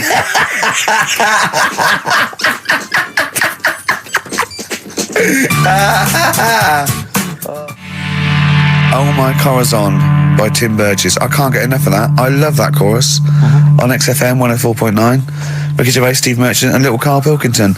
But it was a nice holiday. Yeah, it's all right. It's just, I went there to relax and that. Exactly. Did a little bit of that. Trying to think of some new, features and stuff. Sure, always working. 3 holidays a year, Jesus. Oh, well, not really 3. Oh, two. It's all one big sort of like work thing to me and Steve. 2 holidays, isn't it? Work hard, you need the holidays. So, yeah, the things that annoyed me was like, you get bored sat around the pool after a couple of days. I'd read my book. Yeah. There wasn't much going on the... Not even any crabs to throw sand at, was there? No crabs or anything. They wouldn't bother with Lanzarote, right? So, decided to go on a little trip. That's when I saw the volcanoes and that, 36 of them. So, we go on the trip, and the thing that annoys me, it does happen every holiday that you go on. If you go on a sort of a package thing, they have these trips, right? And you pay about 40 odd quid and they give you some wine to sort of make it feel like you're getting your money's worth. But how many of these trips have you been on then? Loads.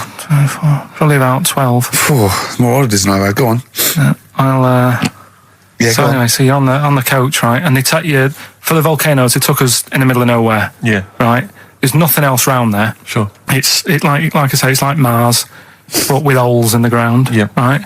And they sort of drop you off, and they go, right, everybody, see you back here in an hour. There's loads of volcanoes for you to look at, and a coffee shop over there. And for a fact, right, you don't need an hour there. You could just say, well, just keep the engine running because I'll have a look in this hole, we'll get back on, give us 5 minutes. Don't need an hour. Absolutely. But that they've got something going. It's a backhander, definitely. What, with the coffee shop? Definitely, yeah. They go there and they get everyone to have an ice cream and a coffee, and they sit down and have a fag talking to the bloke. Yeah, and it's like, cousin. Yeah. How much was the coffee? Was it probably about 3 each euros? So I think it was $3.50. Sure. Yeah, which is, I don't know, that's about 2.5 quid. Yeah, they've stitched you up. Well, it's like those people who, those cab drivers that you'll meet at 3 in the morning who've just got a car, and just went out with a car, and just I'll pick people up and charge them. Yeah. I got in one once. I said to him, the guy just pulled up. I said, he said, I was in like East London. I'm going back to North London. I said, going to Swiss Cottage. He went, sure, hop in. We set off. He went, do you know the way? I said, well, not really, no. I thought you'd know the way. You're in a cabbie. And he went, no, don't really know the way there. I said, have you got an A to Z? He went, no. I thought, well, if you're going to go out just on the, just winging it as a cab driver, two things, take a map and a torch. He didn't have either. He said, well, I'll probably get to Camden. I said, right, I'll direct you from there. Drove on for about 5 minutes, making conversation. About 5 minutes later, he went, do you know the way to Camden? I thought you knew the way to Camden. I don't really know the way. I thought you did. Oh. It was lewd. I mean, let me out. £4. Exactly. And that's, I don't know who's got that sort of time on their hands that they just think it's 3 a.m. I'm at a loose end. I think I'll go out doing a bit of cabbing. Wow. Yeah. Because your dad was a cabbie, wasn't he? Yeah, he was. Yeah, couldn't stand it, but it's good money. He was he wasn't like a chancer though. What was he doing when he put that little Forrest Gump in a weedy bin? That was part of the cab company thing. They had to do like a charity event once a year, and he did it one year. Never asked him again. Tell us the story again. I'd rather not, because we got a few sort of complaints about it. Why? Why did you get complaints about it? Because he put a kid in a bin, and it's not the thing to do. But we could use it as a sort of sobering lesson for people. Yeah, tell it like a you shouldn't do it. No, but that's how I did it last time. But people still didn't like it. All the stuff I tell you, we don't take the mickey out of people on purpose. No. It's real life, isn't it? And that goes on in life. Yeah. My dad was saying that in hospital, though. Do you know I was in hospital? Yeah. He did some jokes about old people and that. And he said, at the end of the day, if something makes you laugh, it's funny. And if it makes you laugh, you can't help laughing, can you? Do you know what I mean? So, what are you meant to do? And laughing's good for you. Yeah. So... But being laughed at isn't as good for you, is it? No, but there's probably more people laughing at one person. So if you balance it out, there's only one person who's upset and there's a bunch of people laughing. So it's Jesus. Give me an example of that. Give me an example. Well, for instance, Karl Pilkington as he talks and the people listening. Yeah. No, give me an example of I can't because again, that's what I'm saying. I can't tell you the story because there might be someone out there who. This person might even be listening and think, I forgot about that and you brought it all back to me. So I'd prefer to leave it, but I think people know... Why did he put him in the bin in the first place? Because he was getting out of hand. What was he doing, though? You see, I can't explain. You can, don't be silly. I prefer to leave it, honestly. What was he doing? Was he annoying him? He was annoying my dad and the other people in the cab. Right. And he thought, how can I deal with this before it gets too out of hand? Yeah. He pulled over and put the lad in a wheelie bin. I'm going to burst. So we'll leave that. So then I was thinking, imagine like going to the doctors and he's saying, yeah, everything's all right, your heart's good and everything, but... Your heart's good? What, your Larry's or...? Yeah, your heart, you're in good form and whatever. Sure. Yeah, it's good news. I had Giano in earlier. He's not looking good. Yeah. But you're all right, but your hands need to come off. Right. Blimey. That's bad. Like, I get a second opinion initially. But I better good news, I've got a nice pair of feet I can sort you out with. Yeah. And he puts them on, and then I was thinking, right, first of all, washing up, what would that be like? But Steve, that'd be tricky. Yeah. And then the second thing was, it'd probably ruin the sort of the shape of your jumper. Because you have to keep putting the feet through there. Yeah. And then I thought, but I could still cycle in. Okay. To work. You could run in. Well, that's the thing. You'd be really fast. Well, that's what I was thinking. I thought I could still cycle because I could balance, and then I thought, but the only thing is I probably couldn't pull the brakes. Because of the little short things. Yeah. And then, like you, I thought, but then again, you're running in half the time. So that's what was going on in last night. Right. That's what I was thinking about. Sure. Did you? How long did this take? Well, how long does it take to wash up? Right. Because I imagine you just being there for like all night. Probably 25 minutes. How long did the little Chinese fella dance for in his pants? He's always doing it. Last night he was at it for like 10 minutes. And his girlfriend never sits in the same room as him. She's always sat in the bedroom. She's going, you dance in pants again, I go in next door. Well, she was in the bedroom. She's always in the bedroom, sat on the floor, on the mobile phone. Right. All the time, yeah. It's weird how people's lives are just like, it is like that Groundhog Day thing. It's like, he's jumping about in his underpants. The old woman sat there reading a book. Yeah. And that's what got me thinking about my life. Do you think she ever Are goes... you sure she's not dead? Every time you look down there, she's just flicking through it. She's just reading this book. The pages never turn. She never seems to finish it. She never moves from her chair. Are you sure the Chinese Her girl's cats going... are dead around her. I'm going into next door again. That little round-headed the fella's smell. looking in. He's looking in at me. The bouncer goes, "Don't worry, love, I'll go and beat him up." But he's always true. getting ready. That's true. They see you staring at him, watching him, going, "I could have feet here," and they get scared. The old woman's dead. Oh, Carl, dear. can you tell us roughly which neighbourhood you live in, so that we know? It's central. Central, is it? Yeah. Yeah. Wow, imagine if that little... Was he a Chinese fella, did you say? Yeah. Imagine if he was listening now. I'd love him to call in and explain his actions. Well, he might be on some other radio station talking about a lad who's always washing up and looking at his hands in a mysterious way. But do we know this doctor that would go, "Well, all right, Carl, you can either leave them as stumps or I've got a lovely little pair of feet." Why? I mean, I told Jane this, and Jane went, "Is that the only choice?" Is he? Because say, "Could I have some dead man's hands?" Have you got any? Where do you get the feet from? Where do you get the feet from? Can I have? What would you rather have then? Human feet or monkey paws? Well, I mean, that wasn't an option last night. That if the doctors said... No, it wasn't an option last night, but don't forget, it's in your head, Carl. This didn't happen. No, but I'm just saying, at the time, that's all the doctor had to offer. But it's your head, you can go anywhere. No, it wasn't a real doctor to offer. It's in your head, you can go anywhere. You're not trapped. Yeah, but if you can do anything, then you'd say we'll sort us out some other hands. Fair point. Let's play record. We gotta come back.